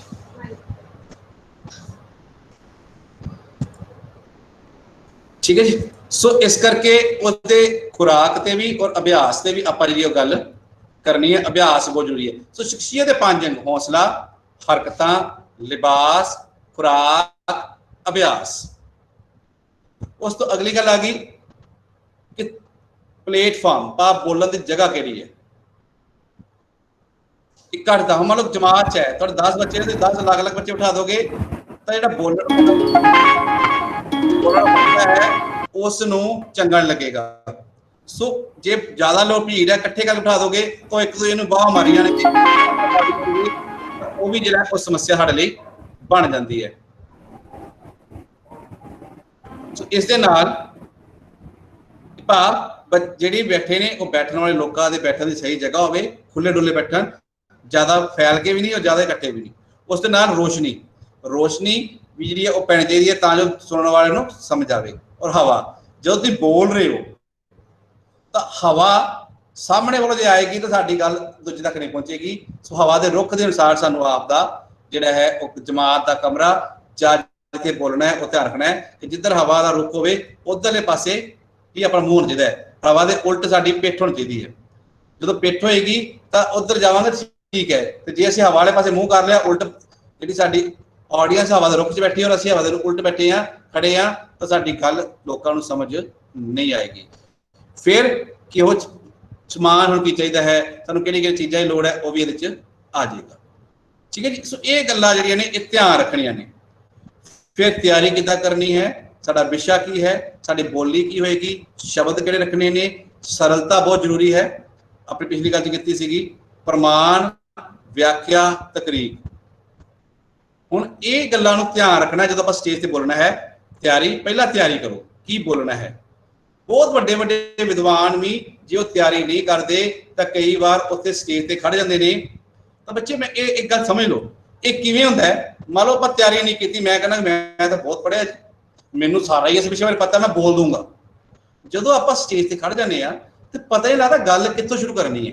ਇਹਨੂੰ ਇਉਂ ਸਮਝ ਲਓ ਬਈ ਫੁੱਲਾਂ ਦੀ ਇੱਕ ਦੁਕਾਨ ਹੈ ਜਿੱਥੇ ਰੰਗ ਬਰੰਗੇ ਫੁੱਲ ਪਏ ਨੇ। ਹੁਣ ਉਸ ਬੰਦੇ ਨੂੰ ਸਾਰੇ ਫੁੱਲਾਂ ਬਾਰੇ ਪਤਾ, ਪਰ ਉਹਨੂੰ ਇਹ ਨਹੀਂ ਪਤਾ ਕਿ ਇਹਨਾਂ ਫੁੱਲਾਂ ਨੂੰ ਮੈਂ ਸੰਜੋ ਕੇ ਗੁਲਦਸਤਾ ਕਿਵੇਂ ਬਣਾਵਾਂ, ਕਿਹੜੇ ਫੁੱਲ ਮੈਂ ਕਿੱਥੇ ਲਾਵਾਂ, ਭਾਵ ਕਿਹੜੀ ਗੱਲ ਮੈਂ ਕਦੋਂ ਕਹਿਣੀ ਹੈ, ਕਿਵੇਂ ਕਹਿਣੀ ਹੈ। ਸੋ ਇਹ ਜਿਹੜਾ ਗੁਲਦਸਤਾ ਬਣਨਾ ਹੈ, ਉਹ ਗੁਲਦਸਤੇ ਦੇ ਫੁੱਲਾਂ ਦੀ ਪਹਿਲਾਂ ਹੀ ਅਸੀਂ ਅਰੇਂਜ ਕਰ ਲੈਣੇ ਆ ਵੀ ਕਿਹੜੇ ਫੁੱਲ ਮੈਂ ਕਿੱਥੇ ਲਾਉਣੇ ਆ, ਕਿਹੜੀ ਗੱਲ ਮੈਂ ਕਦੋਂ ਤੇ ਕਿਵੇਂ ਕਹਿਣੀ ਹੈ। ਇਹ ਤਿਆਰੀ ਪਹਿਲਾਂ ਕਰਨੀ ਹੈ। ਵਿਸ਼ਾ ਪਹਿਲਾਂ ਚੰਗੀ ਤਰ੍ਹਾਂ, ਮੇਰਾ ਵਿਸ਼ਾ ਕੀ ਹੈ, ਉਹ 'ਚ ਮੈਂ ਕਿਹੜੀ ਗੱਲਾਂ ਕਰਨੀਆਂ ਹਨ। ਫਿਰ ਮੇਰੇ ਕੋਲ ਬੋਲੀ ਕੀ ਹੈ, ਮੈਂ ਕੋਈ ਸ਼ੇਰ ਬੋਲਣਾ ਹੈ, ਮੈਂ ਕੋਈ ਗੱਲ ਕਰਨੀ ਹੈ, ਤਾਂ ਮੇਰੀ ਬੋਲੀ ਦਾ ਅੰਦਾਜ਼ ਕੀ ਹੋਏਗਾ, ਲਹਿਜ਼ਾ ਕੀ ਹੋਏਗਾ। ਫਿਰ ਸ਼ਬਦ ਸਰਲ ਹੋਣ, ਅਜਿਹੇ ਸ਼ਬਦ ਵਰਤਣੇ ਨੇ ਜਿਹੜੇ ਸਾਹਮਣੇ ਵਾਲੇ ਨੂੰ ਸਮਝ ਆ ਸਕਣ। ਆਪਣੀ ਵਿਦਵਤਾ ਨਹੀਂ ਦਿਖਾਉਣੀ। ਵਿਦਵਤਾ ਸਿਖਾਉਣ ਦੇ ਲਈ ਆਪਾਂ ਔਖੇ ਤੇ ਭਾਰੇ ਸ਼ਬਦ ਵਰਤ ਲਈਏ, ਨਹੀਂ। ਸ਼ਬਦ ਉਹ ਵਰਤਣੇ ਨੇ ਜਿਹੜੇ ਸਾਡੇ ਸਾਹਮਣੇ ਵਾਲੇ ਨੂੰ ਸਮਝ ਆ ਸਕਣ। ਪ੍ਰਮਾਣ ਆਪਾਂ ਉਹ ਦੇਣਾ ਹੈ ਜਿਹੜਾ ਕਿਸੇ ਦੀ ਸੁਣੀ ਸੁਣਾਈ ਗੱਲ ਨੂੰ ਪ੍ਰਮਾਣ ਨਹੀਂ ਦੇਣਾ। ਜਦੋਂ ਵੀ ਕੋਈ ਗੱਲ ਬੋਲਣੀ ਹੈ, ਕਈ ਵਾਰ ਆਪਾਂ ਬੋਲਦੇ ਵਕਤ ਕੋਈ ਰਾਜਨੀਤਿਕ ਜਾਂ ਕੋਈ ਪ੍ਰਸੰਗ ਦੇ ਦਿੰਦੇ ਆ, ਪਰ ਉਹ ਪ੍ਰਸੰਗ ਪਹਿਲਾਂ ਪਰਖਣਾ ਹੈ ਕਿ ਉਹ ਸਹੀ ਹੈ, ਕਿਸ ਕਿਤਾਬ 'ਚ ਹੈ, ਕਿੱਥੇ ਕਿਹੜੇ ਅਖਬਾਰ 'ਚ ਲਿਖਿਆ, ਫਿਰ ਉਹਨਾਂ ਨਾਲ ਹਵਾਲਾ ਦੇਣਾ ਹੈ, ਫਿਰ ਹੀ ਪ੍ਰਮਾਣ ਦੇਣਾ ਹੈ ਕਿਸੇ ਦੀ ਸੁਣੀ। ਕਿਉਂਕਿ ਜਿਹੜਾ ਵਕਤਾ ਹੈ ਹਮੇਸ਼ਾ ਜਦੋਂ ਬੋਲੇਗਾ ਉਹ ਸ਼ਬਦਾਂ ਨੂੰ ਆਪਣੇ ਹਿਸਾਬ ਦੇ ਨਾਲ, ਆਪਣੀ ਲੋੜ ਦੇ ਅਨੁਸਾਰ ਉਹਨੂੰ ਉਹਨੂੰ ਢਾਲ ਲੈਂਦਾ ਹੈ, ਉਸ ਨੂੰ ਬਦਲ ਲੈਂਦਾ ਹੈ। ਠੀਕ ਹੈ। ਫਿਰ ਤਕਰੀਰ ਸ਼ੁਰੂ ਕਿੱਦਾਂ ਕਰਨੀ ਹੈ, ਖਤਮ ਕਿਵੇਂ ਕਰਨੀ ਹੈ, ਤੇ ਸਮੇਂ ਦੀ ਪਾਬੰਦੀ ਦਾ ਧਿਆਨ ਰੱਖਣਾ ਹੈ। ਸੋ ਇਹ ਬੋਲਣ ਦੇ ਜਿਹੜੇ ਗੁਣ ਨੇ, ਇਹਨਾਂ ਦਾ ਆਪਣਾ ਬਹੁਤ ਜ਼ਰੂਰੀ ਹੈ ਕਿ ਅਸੀਂ ਇਹਨਾਂ ਤੇ ਧਿਆਨ ਰੱਖੀਏ। ਸੋ ਹੁਣ ਉਹਦੇ ਲਈ ਤੁਸੀਂ ਕਰਨਾ ਕੀ ਹੈ, ਆਪਾਂ ਪਹਿਲਾਂ ਗੱਲ ਕਰ ਚੁੱਕੇ ਹਾਂ ਕਿ ਪਹਿਲਾਂ ਜਦੋਂ ਵਿਦਿਆਰਥੀ ਸਾਡੀ ਜਮਾਤ 'ਚ ਆ ਗਿਆ, ਜਦੋਂ ਵਿਦਿਆਰਥੀ ਜਮਾਤ 'ਚ ਆਉਂਦਾ ਹੈ ਤੇ ਅਸੀਂ ਬੱਚੇ ਨੂੰ, ਨਵਾਂ ਬੱਚਾ ਸਾਡੇ ਕੋਲ ਆਇਆ, ਹੁਣ ਉਹ ਝੱਕਦਾ ਹੈ, ਉਹ ਗੱਲ ਨਹੀਂ ਕਰ ਰਿਹਾ। ਉਹਨੂੰ ਪੁੱਛਦੇ ਬੇਟੇ ਕਿੱਥੋਂ ਆਏ ਆ, ਕਿਹੜੇ ਇਲਾਕੇ 'ਚ ਰਹਿਣਾ, ਤੇਰੇ ਘਰ 'ਚ ਕੌਣ ਕੌਣ, ਘਰ ਦੀ ਆਲੇ ਦੁਆਲੇ ਜਾਣਕਾਰੀ ਸ਼ੁਰੂ ਕਰ ਦਿਓ। ਉਹਨੂੰ ਕਹੇ ਆਪਣੇ ਇਲਾਕੇ ਬਾਰੇ ਦੱਸ ਦੇ, ਤੁਹਾਡੇ ਇਲਾਕੇ 'ਚ ਕਿਹੜੀ ਗੱਲਾਂ ਦੇਖਣ ਵਾਲੀਆਂ ਨੇ, ਕਿਹੜੀ ਜਗ੍ਹਾ ਮਸ਼ਹੂਰ ਹੈ, ਕਿਹੜੀ ਦੁਕਾਨ ਚੰਗੀ ਹੈ, ਖਾਣ ਪੀਣ ਦੁਕਾਨਾਂ ਕਿਹੜੀਆਂ ਨੇ, ਅਜਿਹੀਆਂ ਗੱਲਾਂ ਕਰਨੀ ਸ਼ੁਰੂ ਕਰ ਦਿਓ ਤਾਂ ਜੋ ਉਹ ਤੁਹਾਡੇ ਨਾਲ ਉਹਦਾ ਤਾਲਮੇਲ ਬਣ ਜੇ, ਤੁਹਾਡੇ ਨਾਲ ਉਹ ਸਹਿਜ ਹੋ ਜੇ। ਫਿਰ ਬੱਚਿਆਂ ਨੂੰ ਕੋਈ ਵਿਸ਼ਾ ਦੇ ਕੇ ਆਪਸ 'ਚ ਗੱਲਬਾਤ ਕਰਨ ਲਈ ਕਹਿਣਾ ਹੈ, ਜਿਹਨੂੰ ਇੰਗਲਿਸ਼ ਕਹਿੰਦੇ ਪੀਅਰ ਇੰਟਰੈਕਸ਼ਨ। ਹੁਣ ਪੀਅਰ ਇੰਟਰੈਕਸ਼ਨ ਜਿਹੜੀ ਹੈ, ਆਪਸੀ ਗੱਲਬਾਤ ਜਿਹੜੀ ਹੈ, ਉਹ ਵੀ ਬਹੁਤ ਜ਼ਰੂਰੀ ਹੈ। ਹੁਣ ਕਈ ਵਾਰ ਕਈ ਬੱਚੇ ਨਹੀਂ ਬੋਲ ਪਾਉਂਦੇ ਤੇ ਅਸੀਂ ਵਸਤੂਆਂ ਦਿਖਾ ਦਿੰਦੇ ਹਾਂ ਛੋਟੀ ਜਮਾਤਾਂ 'ਚ, ਦਿਖਾ ਕੇ ਵੀ ਆ ਕੀ ਚੀਜ਼ ਹੈ, ਇਹਦੇ ਪਰ ਦੱਸੋ। ਉਹ ਕਹਿੰਦੇ ਸੇਬ ਹੈ ਜੀ, ਇਹਦਾ ਰੰਗ ਹਰਾ ਹੈ ਜੀ, ਜਾਂ ਲਾਲ ਹੈ ਜੀ, ਇਹ ਗੋਲ ਹੈ ਜੀ। ਸੋ ਇਸ ਤਰ੍ਹਾਂ ਨਾਲ ਤਸਵੀਰਾਂ ਦਿਖਾ ਕੇ ਵੀ ਉਹਨੂੰ ਬੋਲਣ ਲਈ ਆਪਾਂ ਜਿਹੜਾ ਇਹ ਵਿਕਸਿਤ ਕਰ ਸਕਦੇ ਹਾਂ। ਕਹਾਣੀ ਸੁਣਾਉਣ ਲਈ ਬੱਚੇ ਨੂੰ ਕਹਿਣਾ ਕਹਾਣੀ ਸੁਣਾਓ, ਅਧਿਆਪਕ ਆਪ ਵੀ ਸੁਣਾਵੇ, ਬੱਚਿਆਂ ਨੂੰ ਕਹਾਣੀ ਸੁਣਾਉਣ ਲਈ ਕਹਿਣਾ। ਜਦੋਂ ਕਹਾਣੀ ਸੁਣਾਏਗਾ ਉਹਦੇ ਬੋਲਣ ਦਾ ਅਭਿਆਸ ਹੋ ਰਿਹਾ ਹੈ, ਉਹ ਕਿੱਥੇ ਸ਼ਬਦ ਸ਼ੁੱਧ ਬੋਲਦਾ ਸਾਨੂੰ ਪਤਾ ਲੱਗ ਰਿਹਾ। ਇਹਦੇ ਆਪਾਂ ਗੱਲ ਕਰ ਚੁੱਕੇ ਹਾਂ ਕਵਿਤਾ ਪਾਠ ਵੀ। ਵਿਦਿਆ ਖੇਡਾਂ 'ਚ ਮੈਂ ਇੱਕ ਦੀ ਖੇਡ ਤੁਹਾਨੂੰ ਸਾਂਝੀ ਕਰ ਦੇਣਾ। ਇੱਕ ਜਿਵੇਂ ਖੇਡਦੇ ਟੋਕਰੀ ਖੇਡ, ਸ਼ਾਇਦ ਤੁਹਾਡੇ 'ਚ ਬਹੁਤ ਸਾਰੇ ਬੱਚੇ ਖੇਡੀ ਹੋਵੇ। ਤੁਸੀਂ ਜਮਾਤ 'ਚ ਪੜ੍ਹਾ ਰਹੇ ਹੋ, 6ਵੀਂ ਜਮਾਤ 'ਚ ਪੜ੍ਹਾ ਰਹੇ ਹੋ, ਜਾਂ ਤੁਸੀਂ ਚੌਥੀ ਪੜ੍ਹਾ ਰਹੇ ਹੋ, ਤੁਸੀਂ ਜਮਾਤ 'ਚ ਟੋਕਰੀ, ਇੱਕ ਵਿਦਿਆਰਥੀ ਟੋਕਰੀ ਲੈ ਗਿਆ। ਹੁਣ ਉਹ ਟੋਕਰੀ ਲੈ ਕੇ ਖੜਾ ਹੈ, ਪਹਿਲੇ ਵਿਦਿਆਰਥੀ ਕੋਲ ਗਿਆ, ਪਹਿਲਾ ਵਿਦਿਆਰਥੀ ਬੋਲੂਗਾ ਭਾਈ ਤੇ ਟੋਕਰੀ ਵਿੱਚ ਕੀ, ਉਹ ਬੋਲੂਗਾ ਐੜਾ। ਹੁਣ ਉਸ ਵਿਦਿਆਰਥੀ ਨੇ ਐੜੇ ਦੇ ਅੱਖਰ ਬੋਲਣਾ ਹੈ। ਫਿਰ ਦੂਜਾ ਵਿਦਿਆਰਥੀ, ਪਰ ਯਾਦ ਕੇ ਰੱਖਣਾ ਜਿਹੜੀ ਚੀਜ਼ ਇੱਕ ਵਾਰੀ ਬੋਲਤੀ ਉਹ ਦੂਜੀ ਵਾਰ ਨਹੀਂ ਬੋਲਣੀ, ਤੇ ਬੋਲਣੀ ਕਿਹੜੀ ਹੈ ਜਿਹੜੀ ਉਹ ਟੋਕਰੀ ਵਿੱਚ ਆ ਸਕਦੀ ਹੋਵੇ। ਹੁਣ ਜਦੋਂ ਇਸ ਤਰੀਕੇ ਨਾਲ ਬੱਚੇ ਇੱਕ ਇੱਕ ਅੱਖਰ ਦੇ ਵੱਖ-ਵੱਖ ਲੈਂਦੇ ਨੇ ਤਾਂ ਉਹਨਾਂ ਦੇ ਬੋਲਣ ਦਾ ਅਭਿਆਸ ਹੁੰਦਾ ਹੈ, ਉਹਨਾਂ ਦੀ ਸ਼ਬਦਾਵਲੀ ਵੀ ਵੱਧਦੀ ਹੈ। ਠੀਕ ਹੈ। ਇਸੇ ਤਰ੍ਹਾਂ ਵਿਚਾਰ ਪ੍ਰੀਸ਼ਦ ਤੇ ਗੋਸ਼ਟੀ, ਦੋ ਗੱਲਾਂ ਨੇ, ਵਿਚਾਰ ਪ੍ਰੀਸ਼ਦ ਤੇ ਗੋਸ਼ਟੀ ਦੀ ਡਿਸਕਸ਼ਨ, ਤੇ ਵਿਚਾਰ ਪ੍ਰੀਸ਼ਦ ਹੁੰਦੀ ਹੈ ਪੈਨਲ ਡਿਸਕਸ਼ਨ। ਠੀਕ ਹੈ। ਹੁਣ ਜਿਹੜੀ ਵਿਚਾਰ ਪ੍ਰੀਸ਼ਦ ਹੈ ਉਹ 'ਚ ਕੀ ਹੁੰਦਾ ਹੈ ਕਿ 5-6 ਵਿਦਿਆਰਥੀਆਂ ਨੂੰ ਅਸੀਂ ਸਟੇਜ ਤੇ ਬਿਠਾਤਾ, ਬਾਕੀ ਵਿਦਿਆਰਥੀ ਉਹਨਾਂ ਵਿਦਿਆਰਥੀਆਂ ਤੋਂ ਉਸ ਵਿਸ਼ੇ ਬਾਰੇ ਗੱਲਾਂ ਪ੍ਰਸ਼ਨ ਪੁੱਛ ਰਹੇ ਨੇ, ਉਹ ਜਵਾਬ ਦੇ ਰਹੇ ਨੇ। ਠੀਕ ਹੈ। ਹੁਣ ਜਿਹੜੇ ਪ੍ਰਸ਼ਨ ਪੁੱਛ ਰਿਹਾ ਉਹਦਾ ਅਭਿਆਸ ਹੀ ਹੋ ਰਿਹਾ, ਜਿਹੜਾ ਅੱਗੇ ਜਵਾਬ ਦੇ ਰਿਹਾ ਉਹਦਾ ਅਭਿਆਸ ਹੋ ਰਿਹਾ। ਸੋ ਇਸ ਤਰੀਕੇ ਨਾਲ ਪੈਨਲ ਡਿਸਕਸ਼ਨ ਯਾਨੀ ਵਿਚਾਰ ਪ੍ਰੀਸ਼ਦ, ਇਸੇ ਤਰ੍ਹਾਂ ਗੋਸ਼ਟੀ ਆਪਸ ਵਿਦਿਆਰਥੀਆਂ ਬਹਿ ਕੇ ਕਿਸੇ ਵਿਸ਼ੇ ਦੇ ਵਿਚਾਰ ਚਰਚਾ ਕਰਨ ਲਈ ਆਪਾਂ ਕਹਿ ਸਕਦੇ ਹਾਂ। ਠੀਕ ਹੈ ਜੀ। ਇਸੇ ਢੰਗ ਨਾਲ ਬਾਲ ਸਭਾ ਜਿਹੜੀ ਹੈਗੀ ਹੈ ਉਹਦੇ ਨਾਲ ਵੀ ਆਪਾਂ ਸੰਬੰਧ ਰੱਖ ਸਕਦੇ ਹਾਂ। ਸੋ ਇਹ ਜੇ ਚੀਜ਼ਾਂ ਨੇ, ਇਹਨਾਂ ਦੇ ਨਾਲ ਅਸੀਂ ਬੱਚਿਆਂ ਦੇ ਬੋਲਣ ਕੌਸ਼ਲ ਦਾ ਵਿਕਾਸ ਕਰਦੇ ਹਾਂ। ਬਾਲ ਸਭਾ ਹਰ ਸਕੂਲ ਦੇ ਵਿੱਚ ਹੁੰਦੀ ਹੈ, ਜਿਸ 'ਚ ਬੱਚਿਆਂ ਨੂੰ ਕਵਿਤਾ, ਕਹਾਣੀ, ਗੀਤ, ਚੁਟਕਲੇ ਕੁਛ ਵੀ ਬੋਲਣ ਲਈ ਕਹਿੰਦੇ ਆ। ਸਾਡਾ ਮਕਸਦ ਕੀ ਹੁੰਦਾ ਹੈ, ਉਹਨਾਂ ਦੀ ਸ਼ਖਸੀਅਤ ਵਿੱਚ ਹੌਸਲਾ ਲੈ ਕੇ ਆਉਣਾ, ਉਹਨਾਂ ਨੂੰ ਆਪਣੀ ਗੱਲ ਕਹਿਣ ਬਣਾਉਣਾ। ਉਹ ਸਾਹਮਣੇ ਬੈਠੀ ਜਿਹੜੀ ਸਾਡੀ ਸਰੋਤੇ ਨੇ ਉਹਨਾਂ ਦੇ ਅੱਖਾਂ ਪਾ ਕੇ ਗੱਲ ਕਰ ਸਕਣ। ਕਿਉਂਕਿ ਮੇਰੇ ਬੱਚਿਓ ਬੋਲਣਾ ਸੌਖਾ ਨਹੀਂ ਹੈ। ਮੈਂ ਅਕਸਰ ਆਪਣੀ ਜਦੋਂ ਜਮਾਤ ਪੜ੍ਹਾਉਣਾ ਨਾ, ਬੱਚੇ ਨੇ ਗੱਲ ਕਹਿਣਾ ਹੁੰਦਾ ਕਿ ਜਦ ਤੱਕ ਤੁਸੀਂ ਅੰਤਰਕਿਰਿਆ ਨਹੀਂ ਕਰੋਗੇ ਤਾਂ ਤੁਸੀਂ ਮੇਰੇ ਲਈ ਕੀ ਹੋ। ਇੱਕ ਛੋਟੀ ਜਿਹੀ ਕਹਾਣੀ ਸੁਣਾ ਕੇ ਆਪਾਂ ਗੱਲ ਖਤਮ ਕਰਦੇ ਅੱਗੇ ਚੱਲਦੇ ਹਾਂ। ਮੈਂ ਇੱਕ ਕੋਈ ਬੰਦਾ ਸੀ, ਉਹਨੂੰ ਕਿਸੇ ਕਹਿਤਾ ਮੇਰੇ ਮਾਸਟਰ ਨੇ ਕਿ ਐਂ ਕਰੋ ਜੀ ਤੁਸੀਂ ਵੋਟਾਂ 'ਚ ਖੜ ਜਾਓ। ਉਹਨੂੰ ਵੋਟਾਂ 'ਚ ਤਾਂ ਖੜਾ ਕਰ ਲਿਆ, ਉਹ ਕਹਿੰਦਾ ਮੈਨੂੰ ਤਾਂ ਬੋਲਣਾ ਨਹੀਂ ਆਉਂਦਾ। ਕਹਿੰਦੇ ਕੋਈ ਤਾਂ ਸਿਖਾ ਦਾਂਗੇ, ਤਦ ਤੱਕ ਅਸੀਂ ਤੁਹਾਡੀ ਜਗ੍ਹਾ ਬੋਲੀ ਜਾਇਆ ਕਰਾਂਗੇ। ਉਹਨੂੰ ਰੋਜ਼ ਲੈ ਜਾਇਆ ਕਰਨ ਖੇਤਾਂ 'ਚ, ਗੋਭੀ ਦੇ ਫੁੱਲ ਸਾਹਮਣੇ ਲੱਗੇ ਨੇ, ਗੋਭੀ ਦੇ ਫੁੱਲਾਂ ਦੇ ਕੀ ਖੜਾ ਕਰ ਦਿਆ ਕਰਨ ਵੀ ਹੁਣ ਤੂੰ ਇਹ ਸੋਚਦੇ ਇਹ ਲੋਕ ਨੇ। ਠੀਕ ਹੈ ਜੀ। ਤਾਂ ਇਹ ਲੋਕ ਨੇ, ਤਾਂ ਇਹਨਾਂ ਲੋਕਾਂ ਦੇ ਸਾਹਮਣੇ ਤੁਸੀਂ ਆਪਣੇ ਵਿਚਾਰ ਸਾਂਝੇ ਕਰੇ ਰਹੇ ਆ। ਉਹ ਜਦੋਂ ਗੋਭੀ ਰੋਜ਼ ਅਭਿਆਸ ਕਰਨ ਲੱਗ ਪਿਆ, ਗੋਭੀ ਦੇ ਫੁੱਲਾਂ ਕੇ ਬਹੁਤ ਵਧੀਆ ਬੋਲਣ ਲੱਗ ਪਿਆ। ਉਹਨਾਂ ਨੂੰ ਲੱਗ ਰਿਹਾ ਹੁਣ ਤਾਂ ਵਧੀਆ ਬੋਲਣ ਲੱਗ ਪਿਆ। ਇੱਕ ਦਿਨ ਲੋਕਾਂ ਸਾਹਮਣੇ ਲਿਜਾ ਕੇ ਕਹਿੰਦੇ ਜੀ ਅੱਜ ਨੇਤਾ ਜੀ ਦਾ ਗਲਾ ਠੀਕ ਹੈ, ਅੱਜ ਇਹ ਆਪਣੀ ਗੱਲ ਆਪ ਕਹਿਣਗੇ। ਜਦੋਂ ਸਾਹਮਣੇ ਖੜੇ ਬੋਲਦਾ ਹੈ ਤਾਂ ਦੋਸ਼ ਦਾ ਬੋਲਦਾ, ਕਹਿੰਦਾ ਭੈਣੋ ਤੇ ਭਰਾਵੋ ਬੰਦੇ ਬੰਦੇ ਹੁੰਦੇ ਆ, ਗੋਭੀ ਦੇ ਫੁੱਲ ਹੁੰਦੇ ਆ। ਸੋ ਵਿਦਿਆਰਥੀਓ, ਅਸੀਂ ਵਿਦਿਆਰਥੀਆਂ ਨੂੰ ਹਰ ਸਥਿਤੀ ਦੇ ਲਈ ਤਿਆਰ ਕਰਨਾ ਹੈ ਕਿ ਉਹ ਸਾਹਮਣੇ ਬੈਠੀਆਂ ਅੱਖਾਂ ਜਦੋਂ ਦੇਖਣ ਲੱਗ ਪੈਂਦੀਆਂ ਨੇ ਤਾਂ ਉਹਨਾਂ ਸਾਹਮਣੇ ਜਦੋਂ ਬੋਲਣ ਦਾ ਹੌਸਲਾ ਪੈਦਾ ਕਰਨਾ ਹੈ। ਸੋ ਇਹ ਜਿਹੜੀ ਤਾਂ ਹੀ ਆਏਗਾ ਜੇ ਅਸੀਂ ਅਭਿਆਸ ਕਰਾਵਾਂਗੇ, ਗੱਲਬਾਤ ਕਰਾਵਾਂਗੇ, ਗੋਸ਼ਟੀਆਂ ਕਰਾਵਾਂਗੇ, ਵਿਚਾਰ ਪ੍ਰਸ਼ਨ ਕਰਾਵਾਂਗੇ, ਪਾਲ ਸਮਝ ਬੋਲਣ ਦਾ ਮੌਕਾ ਦੇਵਾਂਗੇ, ਉਹਨਾਂ ਦਾ ਹੌਸਲਾ ਮਿਲੇਗਾ, ਉਹਨਾਂ ਦਾ ਝਾਕਾ ਖੁੱਲੇਗਾ। ਠੀਕ ਹੈ ਜੀ। ਸੋ ਉਸ ਤੋਂ ਅੱਗੇ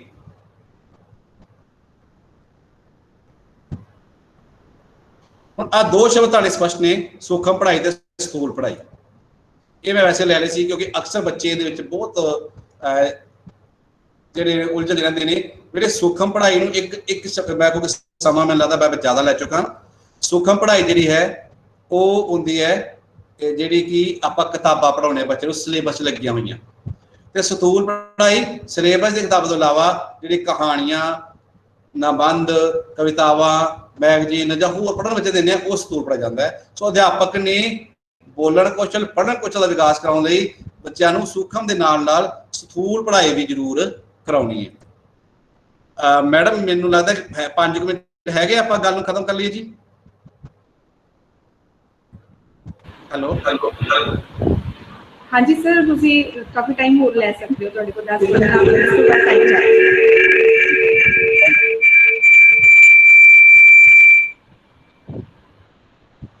ਹੁਣ ਪੜ੍ਹਨ ਰੁਚੀਆਂ ਆਪਾਂ ਵਿਕਸਿਤ ਕਿਵੇਂ ਕਰ ਸਕਦੇ ਹਾਂ?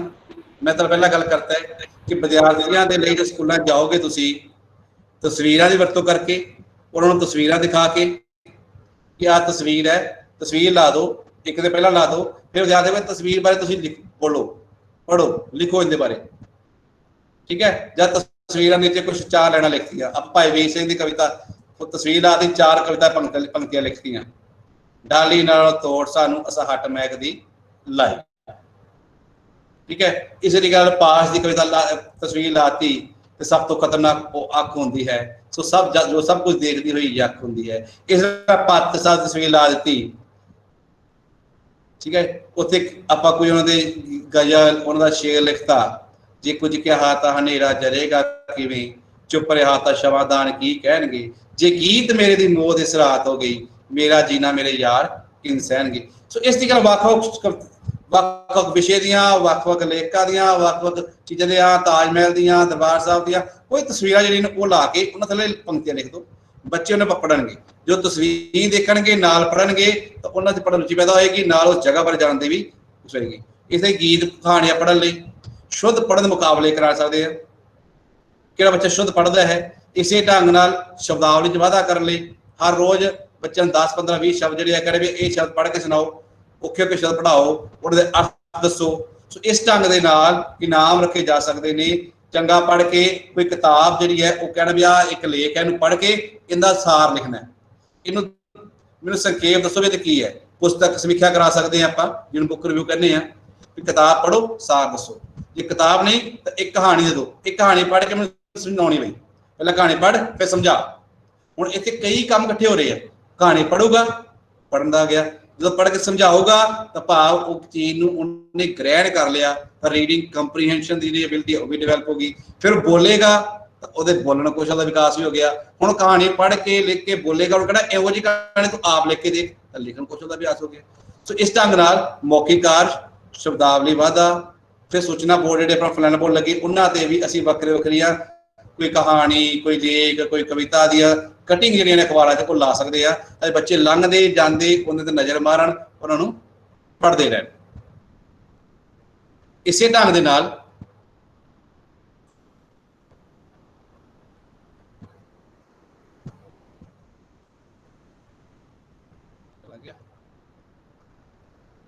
ਅੱਗੇ ਆਪਾਂ ਆਖਰੀ ਗੱਲ ਜਿਹੜੀ ਉਹ ਕਰ ਲੈਂਦੇ ਹਾਂ, ਲਿਖਣ ਕੌਸ਼ਲ, ਲਿਖਣ ਦੀ ਅਵਸਥਾ। ਸੋ ਲਿਖਣ ਨੇ ਸਿਖਾਉਣ ਦੀਆਂ 4 ਅਵਸਥਾ ਮੰਨੀਆਂ ਨੇ ਆਪਾਂ। ਪਹਿਲੀ ਅਵਸਥਾ ਲਿਖਣ ਤਿਆਰੀ ਹੈ, ਦੂਜੀ ਅਵਸਥਾ ਅੱਖਰ ਰਚਨਾ ਹੈ, ਤੀਜੀ ਸ਼ਬਦ ਰਚਨਾ ਤੇ ਵਾਕ ਰਚਨਾ, ਚੌਥੀ ਅਭਿਆਸ ਤੇ ਆਦਰਸ਼ ਲਿਖਤ। ਸੋ ਬੱਚਿਓ ਆਪਣਾ ਜਿਹੜਾ ਸੰਬੰਧ ਹੈ ਉਹ ਬੀਐਡ ਦੇ ਵਿਦਿਆਰਥੀਆਂ ਦਾ ਮੁੱਖ ਸੰਬੰਧ ਹੁੰਦਾ ਉਹ ਤੀਜੀ ਤੇ ਚੌਥੀ ਅਵਸਥਾ ਤੇ। ਹੁਣ ਤੀਜੀ ਤੇ ਚੌਥੀ ਅਵਸਥਾ 'ਚ, ਤੀਜੀ ਅਵਸਥਾ ਕਦੋਂ ਹੈ? ਜਦੋਂ ਬੱਚਾ ਸ਼ਬਦਾਂ ਤੋਂ ਵਾਕ ਬਣਾਉਣੇ ਸ਼ੁਰੂ ਕਰ ਦੇਗਾ, ਸ਼ਬਦ ਰਚਨਾ ਕਰਨ ਲੱਗ ਪਏਗਾ, ठीक है जी। सो तीजी अवस्था च बच्चा शब्द रचना ते वाक सिखदा है।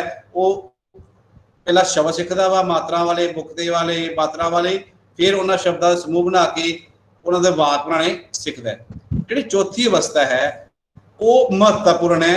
वो आप बीएड अध्यापकों के लिए, 7वीं 8वीं के विद्यार्थियों के लिए ये अवस्था जी महत्वपूर्ण हो जाती है, जिस आप अभ्यास के आदर्श लिख रखते हैं। अभ्यास की है, उन्होंने पढ़न का लिखन का अभ्यास कराना, तो उन्होंने अपने मौलिक विचारों भी लिख के दिखाना है। सो आप जी चौथी अवस्था, तीजी तो चौथी अवस्था जी है, इस विचार करांगे कि ये अवस्थावां आप बच्चे के कौशल किवें विकसित कर सकते हैं।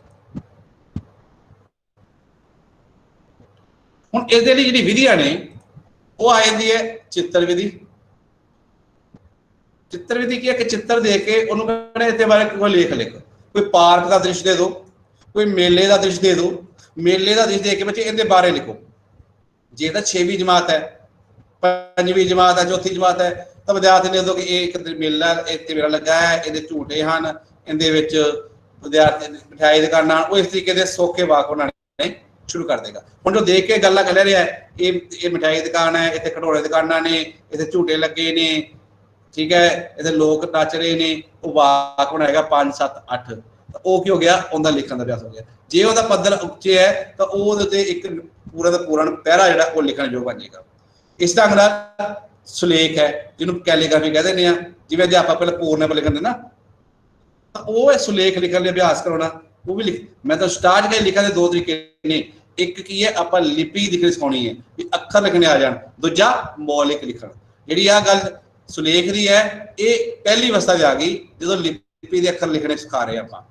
नकल लिखत, ठीक है, भाव देख के लिखना, सामने कोई अखबार है या किताब का पेज ले लिया, उनके उपर लिखना। जो आप सरकारी स्कूल लिखाई करो, लिखाई करके लिया, कोई भी किताब का पेज है उन्हें देख के तुसीं लिख के लेना, और नकल लिख जाती है, ठीक है। सो तीजी अगे आ गई बोल लिखत, ये भी पहली अवस्था ही है कि जब आप बच्चे नूं सही अखर पाने, सही अखर चिन्हित करने, उन्होंने सही शब्द बनाने आ रहे हैं, सो उनके विच आपां डिक्टेशन बोलते हैं, बच्चा लिखता है, ठीक है।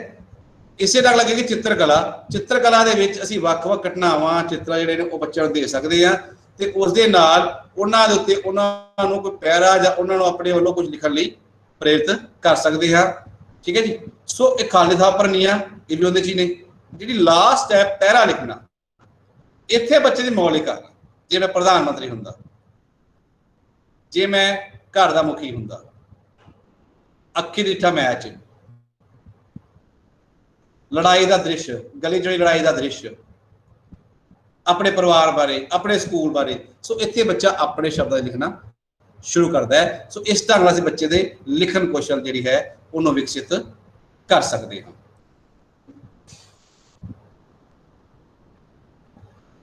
सो इस दे नाल मैं आपके इस विषय नूं इत्थे विराम देना हाँ। हाँ, इस विच बहुत कुछ ऐसा है जिहड़ा आपां होर भी गल्लां करांगे, जिस च मुलांकन है, लिखत कौशल किवें विकसित करनी है, उनके को किवें असीं मुलांकन करनी है, किहड़े आपां दे एरिया देखने ने, किहड़ियां गल्लां नूं ध्यान च रखदे, दसदे कि बच्चे का पद्धर किहो जिहा है। जिवें आईएलएस 4 पद्धर दिंदी है, उन्हां 4 दे बैंड दसदी किन्ने बैंड ने, उस एक अध्यापक दस सकदे कि मेरी जमात च बैठे विद्यार्थियों का पंजाबी भाषा सीखण दा पद्धर किहो जिहा है। उहदे लई रूब्रिक जिहड़े ने वो असैसमेंट टूल जिहड़ा है वो आपां फिर कदे डिस्कस करांगे। सो इत्थे ना मैं अपना विश्राम दिंदा। तो मैडम अगली कार्रवाई तुसीं प्लीज़ अपना माइक अनम्यूट कर लो। सो धन्नवाद है सारे बच्चों का जिन्होंने बड़े ध्यान के नाल इसनूं सुनिया है।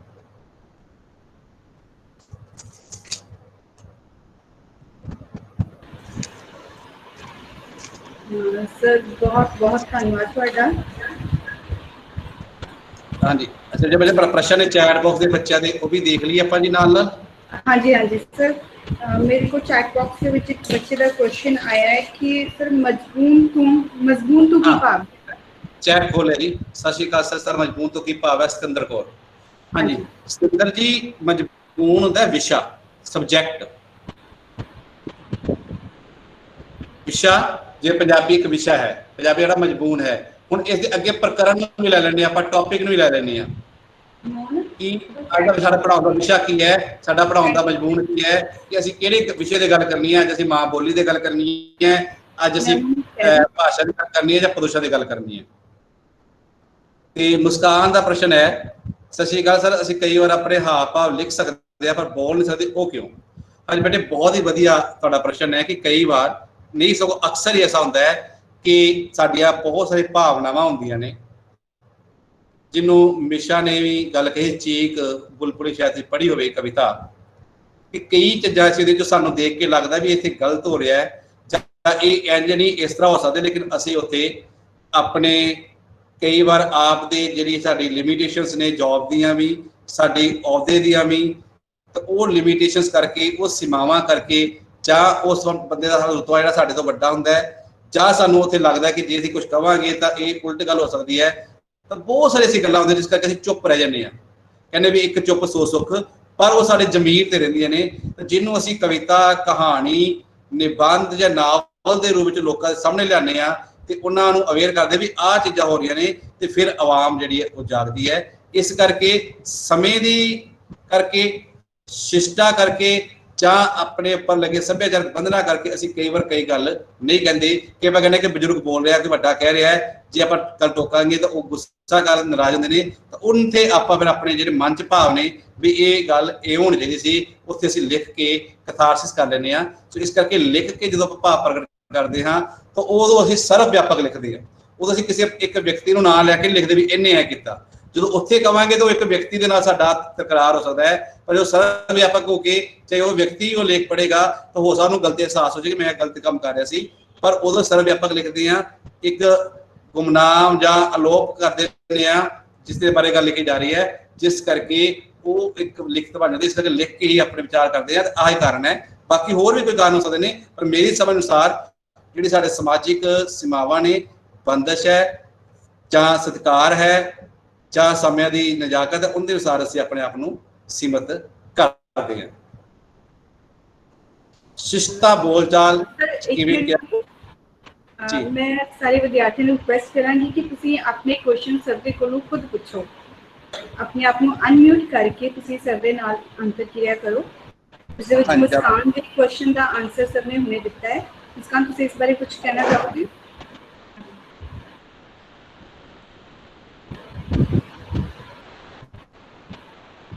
मुस्कान को अनम्यूट कर दो।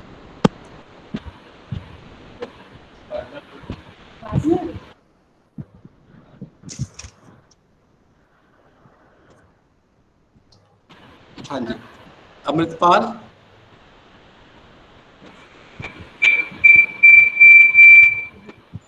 अमृतपाल तुसी अपना क्वेश्चन सर दे कोलों पूछ सकते हो। अमृतपाल ने काटा अनम्यूट।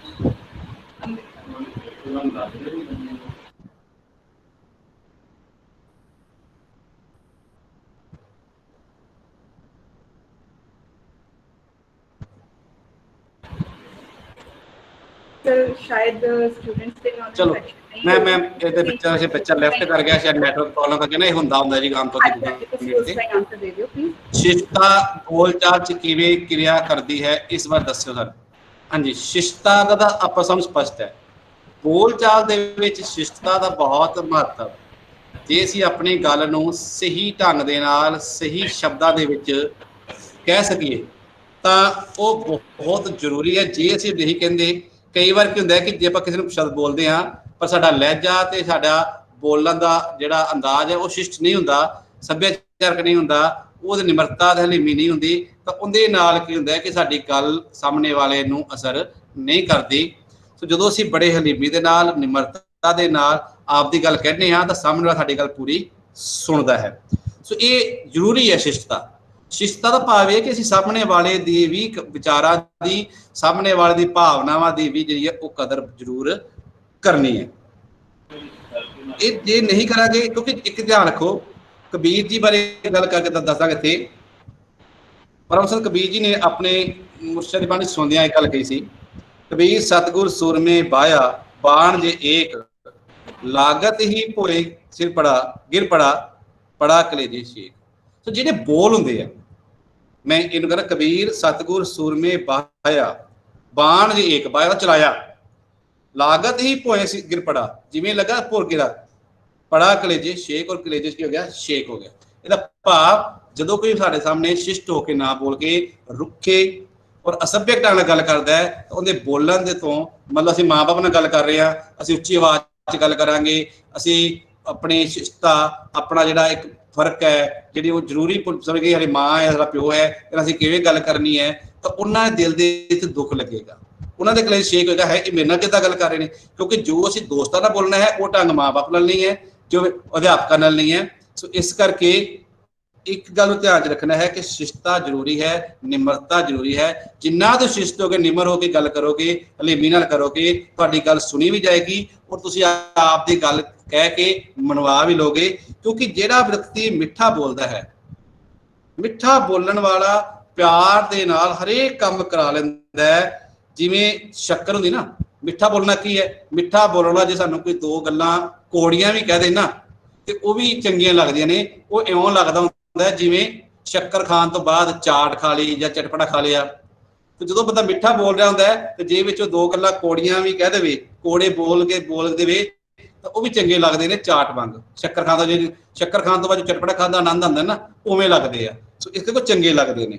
ਸੋ ਇਹ ਸਾਡੀ ਸ਼ਖਸੀਅਤ, ਸਾਡੀ ਬਾਣੀ ਹੈ। ਸੋ ਜਿੰਨਾ ਸ਼ਿਸ਼ਟ ਹੋ ਬੋਲਾਂਗੇ, ਨਿਮਰ ਹੋ ਬੋਲਾਂਗੇ, ਉਨੇ ਹੀ ਅਸੀਂ ਚੰਗੇ ਢੰਗ ਨਾਲ ਆਪਣੀ ਗੱਲ ਕਹਿ ਸਕਾਂਗੇ। ਕਦੇ ਵੀ ਆਪਣਾ ਸਹਿਜ ਤੇ ਹਲੀਮੀ ਨਾ ਛੱਡੋ। ਜੇ ਹਾਲਾਤ ਸਾਡੇ ਵਿਪਰੀਤ ਹਨ ਤਾਂ ਵੀ ਚੁੱਪ ਕਰ ਜਾਓ। ਜਦੋਂ ਲੱਗਦਾ ਕਿ ਨਹੀਂ ਤਾਂ ਉੱਥੇ ਚੁੱਪ ਲਈ ਹੈ, ਔਰ ਉਸ ਤੋਂ ਬਾਅਦ ਨਿਮਰਤਾ ਨਾਲ ਬੋਲੋ। ਜੇ ਕੋਈ ਉੱਚੀ ਆਵਾਜ਼ ਬੋਲ ਰਿਹਾ ਉਹਦੀ ਗੱਲ ਸੁਣ ਲਓ, ਫਿਰ ਉਹਨੂੰ ਪਿਆਰ ਨਾਲ ਬੋਲੋ। ਦੇਖਿਓ ਸਾਹਮਣੇ ਵਾਲੇ ਦੀ એનર્ਜੀ ਕਿਵੇਂ ਡਾਊਨ ਹੋ ਜਾਂਦੀ ਹੈ ਇੱਕਦਮ, ਕਿਉਂਕਿ ਉੱਚੀ ਬੋਲ ਰਿਹਾ, ਤੁਸੀਂ ਪਿਆਰ ਨਾਲ ਬੋਲ ਰਹੇ ਹੋ, ਉਹਦਾ ਆਪਣੇ ਆਪ ਲਹਿਜਾ ਹੌਲੀ ਹੋ ਜਾਏਗਾ, ਜਿਹੜੀ ਗੱਲ ਹੈ ਉੱਥੇ ਨਿਬੜ ਜਾਏਗੀ। ਅੱਗੇ ਪ੍ਰੀਤ ਦਸਾਂਝ ਜੀ, ਸਲੇਖ ਪੁਆਇੰਟ 1, ਇਸ ਨੂੰ ਅਗੇਨ ਕੀ ਹੈ, ਸੁਲੇਖ ਵਿੱਚ ਕੈਲੀਗ੍ਰਾਫੀ ਹੁੰਦੀ ਹੈ, ਜਿਹਨੂੰ ਆਪਾਂ ਦੇਖ ਕੇ ਲਿਖਣਾ ਵੀ ਕਹਿੰਦੇ ਆ।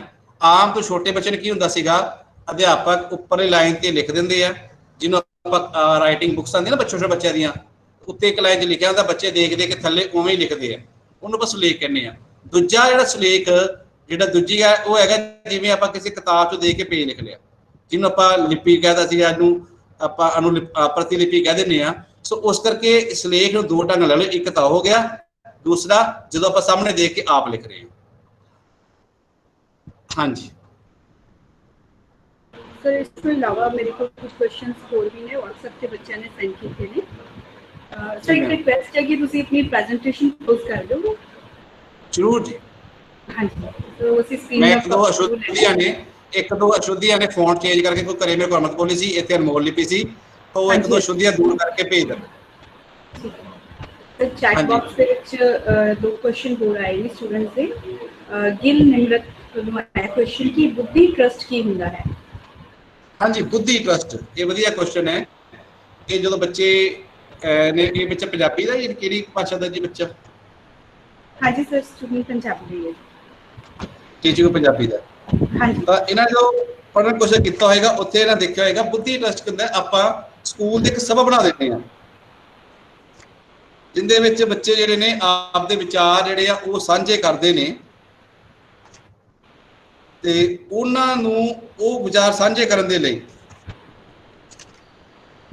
ਅਸੀਂ ਜਿਹੜੀਆਂ ਜਿਵੇਂ ਇੱਕ ਅਹੁਦੇ ਦੇ ਦੇ ਕਿ ਆਹ ਬੰਦਾ ਹੈਗਾ, ਇਹ ਹੁਣ ਸੈਮੀਨਾਰ ਕਰਾਏਗਾ ਜਾਂ ਵੈਬੀਨਾਰ ਕਰਾਏਗਾ, ਉਸੇ ਢੰਗ ਦੇ ਨਾਲ ਅਸੀਂ ਸਕੂਲ ਦੀ ਇੱਕ ਬੁੱਧੀ ਟਰਸਟ ਬਣਾ ਦਿੰਦੇ ਹਾਂ, ਜਿੰਦੇ ਵਿੱਚ ਵਿਦਿਆਰਥੀ ਆਪਣੀ ਕਹਾਣੀਆਂ, ਕਵਿਤਾਵਾਂ ਜੋ ਵੀ ਨੂੰ ਲਿਖ ਕੇ ਤੇ ਜਾਂ ਉਹਦੇ ਵਿੱਚ ਆਪਣਾ ਦੇ ਸਕਦੇ, ਤੇ ਬੱਚੇ ਉਹਦੇ ਵਿੱਚ ਆਪਣੇ ਆਪ ਨੂੰ ਪ੍ਰਗਟ ਕਰਦੇ ਨੇ। ਇੱਕ ਕਲੱਬ ਟਾਈਪ ਹੈ।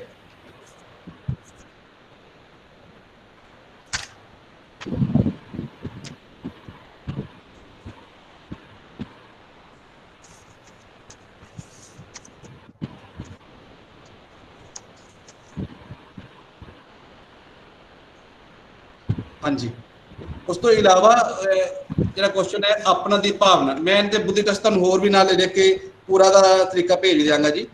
ਤੇ ਜਿਹੜੀ ਆਪਣਾ ਦੀ ਭਾਵਨਾ ਹੈ, ਆਪਣਾ ਦੀ ਭਾਵਨਾ ਦਾ ਭਾਵ ਹੈ ਜਦੋਂ ਵੀ ਬੋਲੋ ਸਾਹਮਣੇ ਵਾਲੇ ਨੂੰ ਐਂ ਲੱਗੇ ਕਿ ਇਹ ਸਾਡੇ ਵਿੱਚੋਂ ਹੀ ਇੱਕ ਹੈ।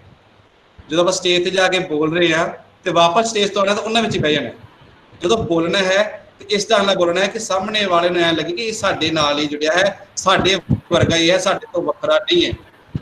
ਉਹਨਾਂ ਨੂੰ ਆਪਣਾਪਨ ਜਿਹੜਾ ਉਹ ਮਹਿਸੂਸ ਹੋਵੇ ਬੋਲਣ ਵੇਲੇ, ਉਹਨੂੰ ਆਪਣਾ ਦੀ ਭਾਵਨਾ ਕਹਿੰਦੇ ਆ।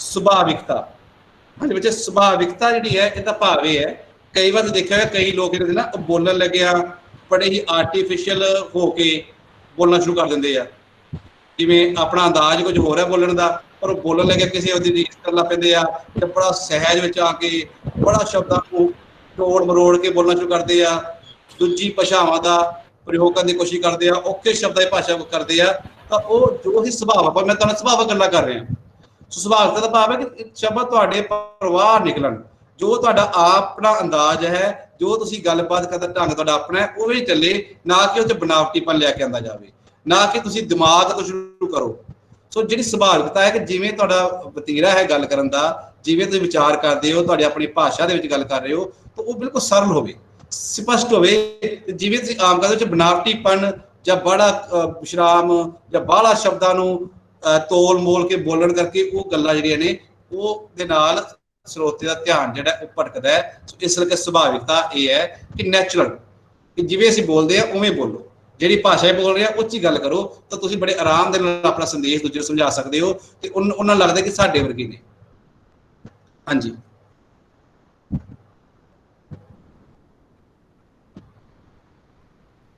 ठीक है दूसरी गल किते आप मध्यम बोलिया किते आप तेज बोलते तो पानी जिवें पानी कुदरती पानी वहा करता ना जे पानी वहिंदा है पानी दे वहन वांगी साडी बोली दा प्रवाह भी चलदा रहंदा है सहज सुभाविकता कदे उच्ची कदे नीवी पता नहीं लगे किसी भी की करे ने सो ज्यादा बनावटीपन नहीं लियाउणा जो बनावटीपन लिया के दूजे दे अंदाज नूं असीं कापी करने की कोशिश करते हैं तो उदों सामने वाले दे प्रभाव जिहड़ा है वो नहीं पैंदा क्योंकि जिहड़ी भी गल कवांगे जिहड़ी दिल तो आवाज निकलेगी वो दिल तक जाएगी इस करके ये तो बोल चाल दे विच यही है कि असीं अपने आप नूं सरल सरल दा भाव सौखे शब्द कोई औखे शब्द नहीं बरतने ते सुभाव करिए जो साडा आप दा वतीरा है बोली है प्रवाह है उस ते बोली सह सुभाव हाँ जी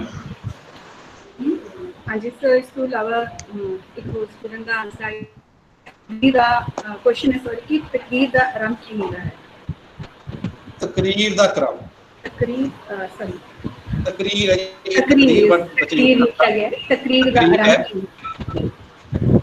हाँ मैं ये मैम जरूर करांगा तुहाडे नाल सांझा मैंने थोड़ा दे दो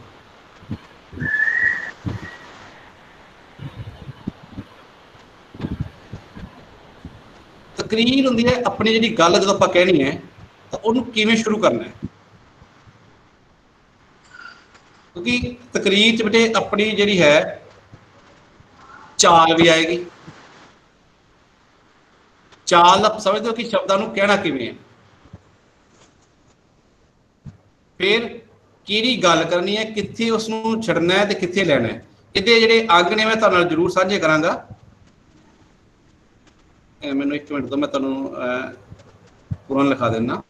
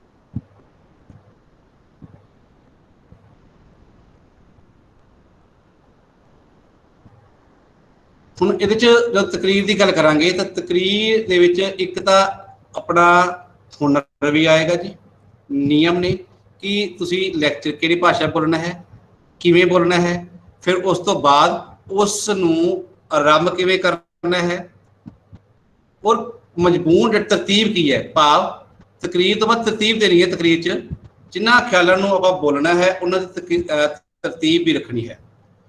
ਸੋ ਤਕਰੀਰ ਦਾ ਆਰੰਭ ਹੁੰਦਾ ਹੈ ਸਾਡੇ ਵਿਸ਼ੇ ਦੀ ਚੋਣ ਤੋਂ, ਸਾਡਾ ਵਿਸ਼ਾ ਕੀ ਹੈ। ਉਸ ਤੋਂ ਬਾਅਦ ਅਸੀਂ ਵਿਸ਼ੇ ਦੇ ਉੱਪਰ ਕਿਹੜੀਆਂ ਗੱਲਾਂ ਕਰਨੀਆਂ ਹਨ ਉਹਨੂੰ ਤਰਤੀਬ ਦੇਣੀ ਹੈ। ਔਰ ਉਸ ਤਰਤੀਬ ਤੋਂ ਬਾਅਦ ਜਿਹੜਾ ਹੈ ਅਸੀਂ ਉਹਦੇ ਵਿੱਚ ਕਿਹੜਾ ਪੌਚਲਾ ਯੂਜ਼ ਕਰਨਾ ਹੈ, ਕਿਵੇਂ ਆਪਾਂ ਆਪਣੀ ਗੱਲ ਕਹਿਣੀ ਹੈ, ਫਿਰ ਉਹਦੇ ਨਿਯਮ ਜਿਹੜੇ ਆਉਂਦੇ ਨੇ ਉਹ ਇਹਦੇ 'ਚ ਆਪਾਂ ਅੱਗੇ ਲਾਂਗੇ, ਨੋਟ ਬਣਾਉਣੇ ਨੇ। ਕਿਉਂਕਿ ਜ਼ਰੂਰੀ ਕੀ ਹੈ, ਪਹੁੰਚਾਉਣਾ ਭਾਵ ਜ਼ਬਾਨੀ। ਕਈ ਲੋਕ ਕੀ ਕਰਦੇ ਆ, ਗੱਲਾਂ ਨੂੰ ਜ਼ਬਾਨੀ ਯਾਦ ਕਰ ਲੈਂਦੇ ਆ, ਰੱਟਾ ਮਾਰ ਲੈਂਦੇ ਆ।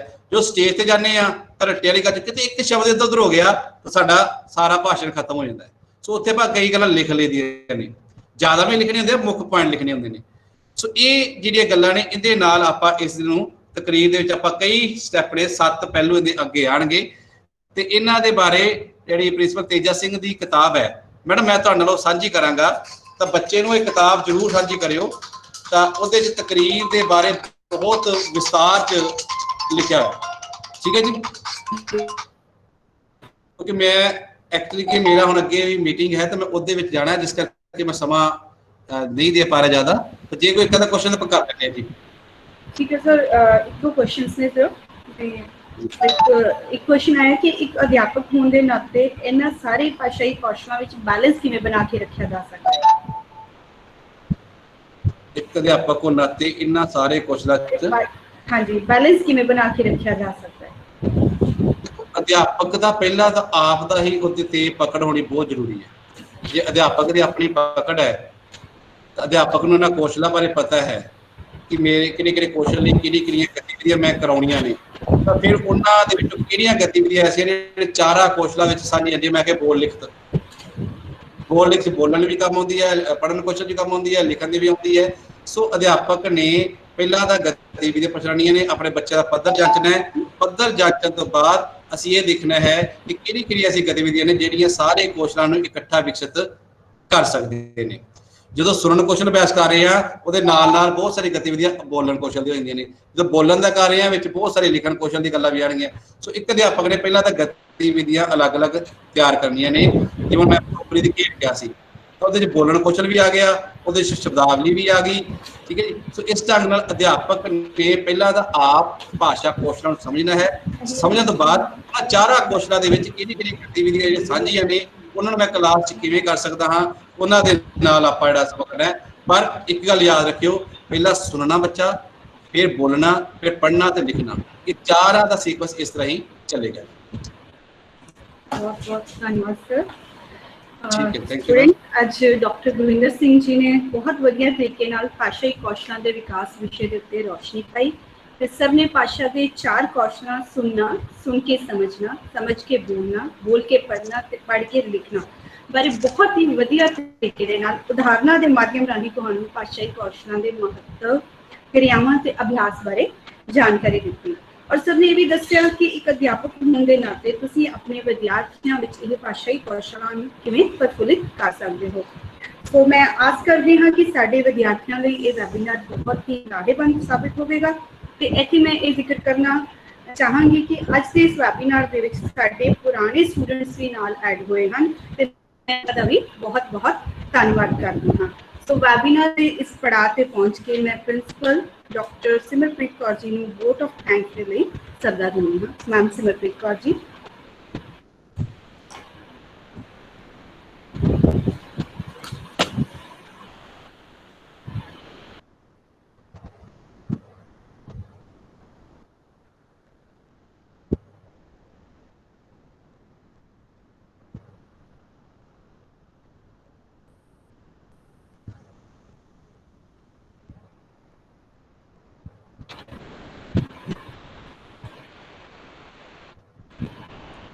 वाहिगुरू जी का खालसा वाहिगुरू जी की फतेह। डॉक्टर गुरविंदर सिंह जी, मेरे कलीग्स, मेरे बहुत प्यारे विद्यार्थी, आओ सारे फतेह की सांझ पाइए। वाहिगुरू जी का खालसा वाहिगुरू जी की फतेह।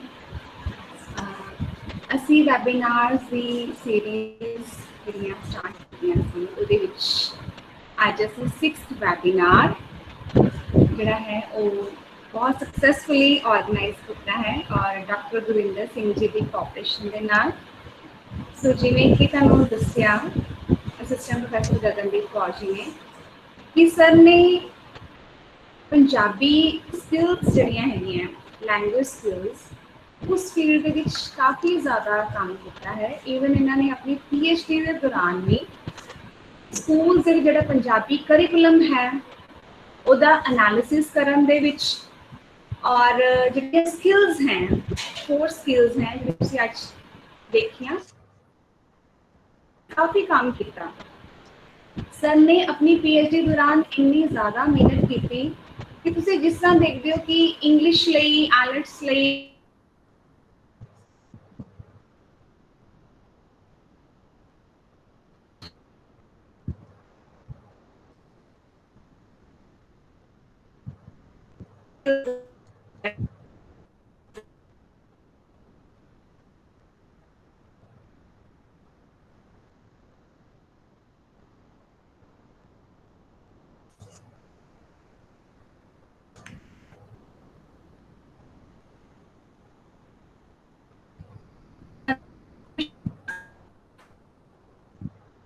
सानू काफ़ी ज़्यादा हेल्प मिलेगी।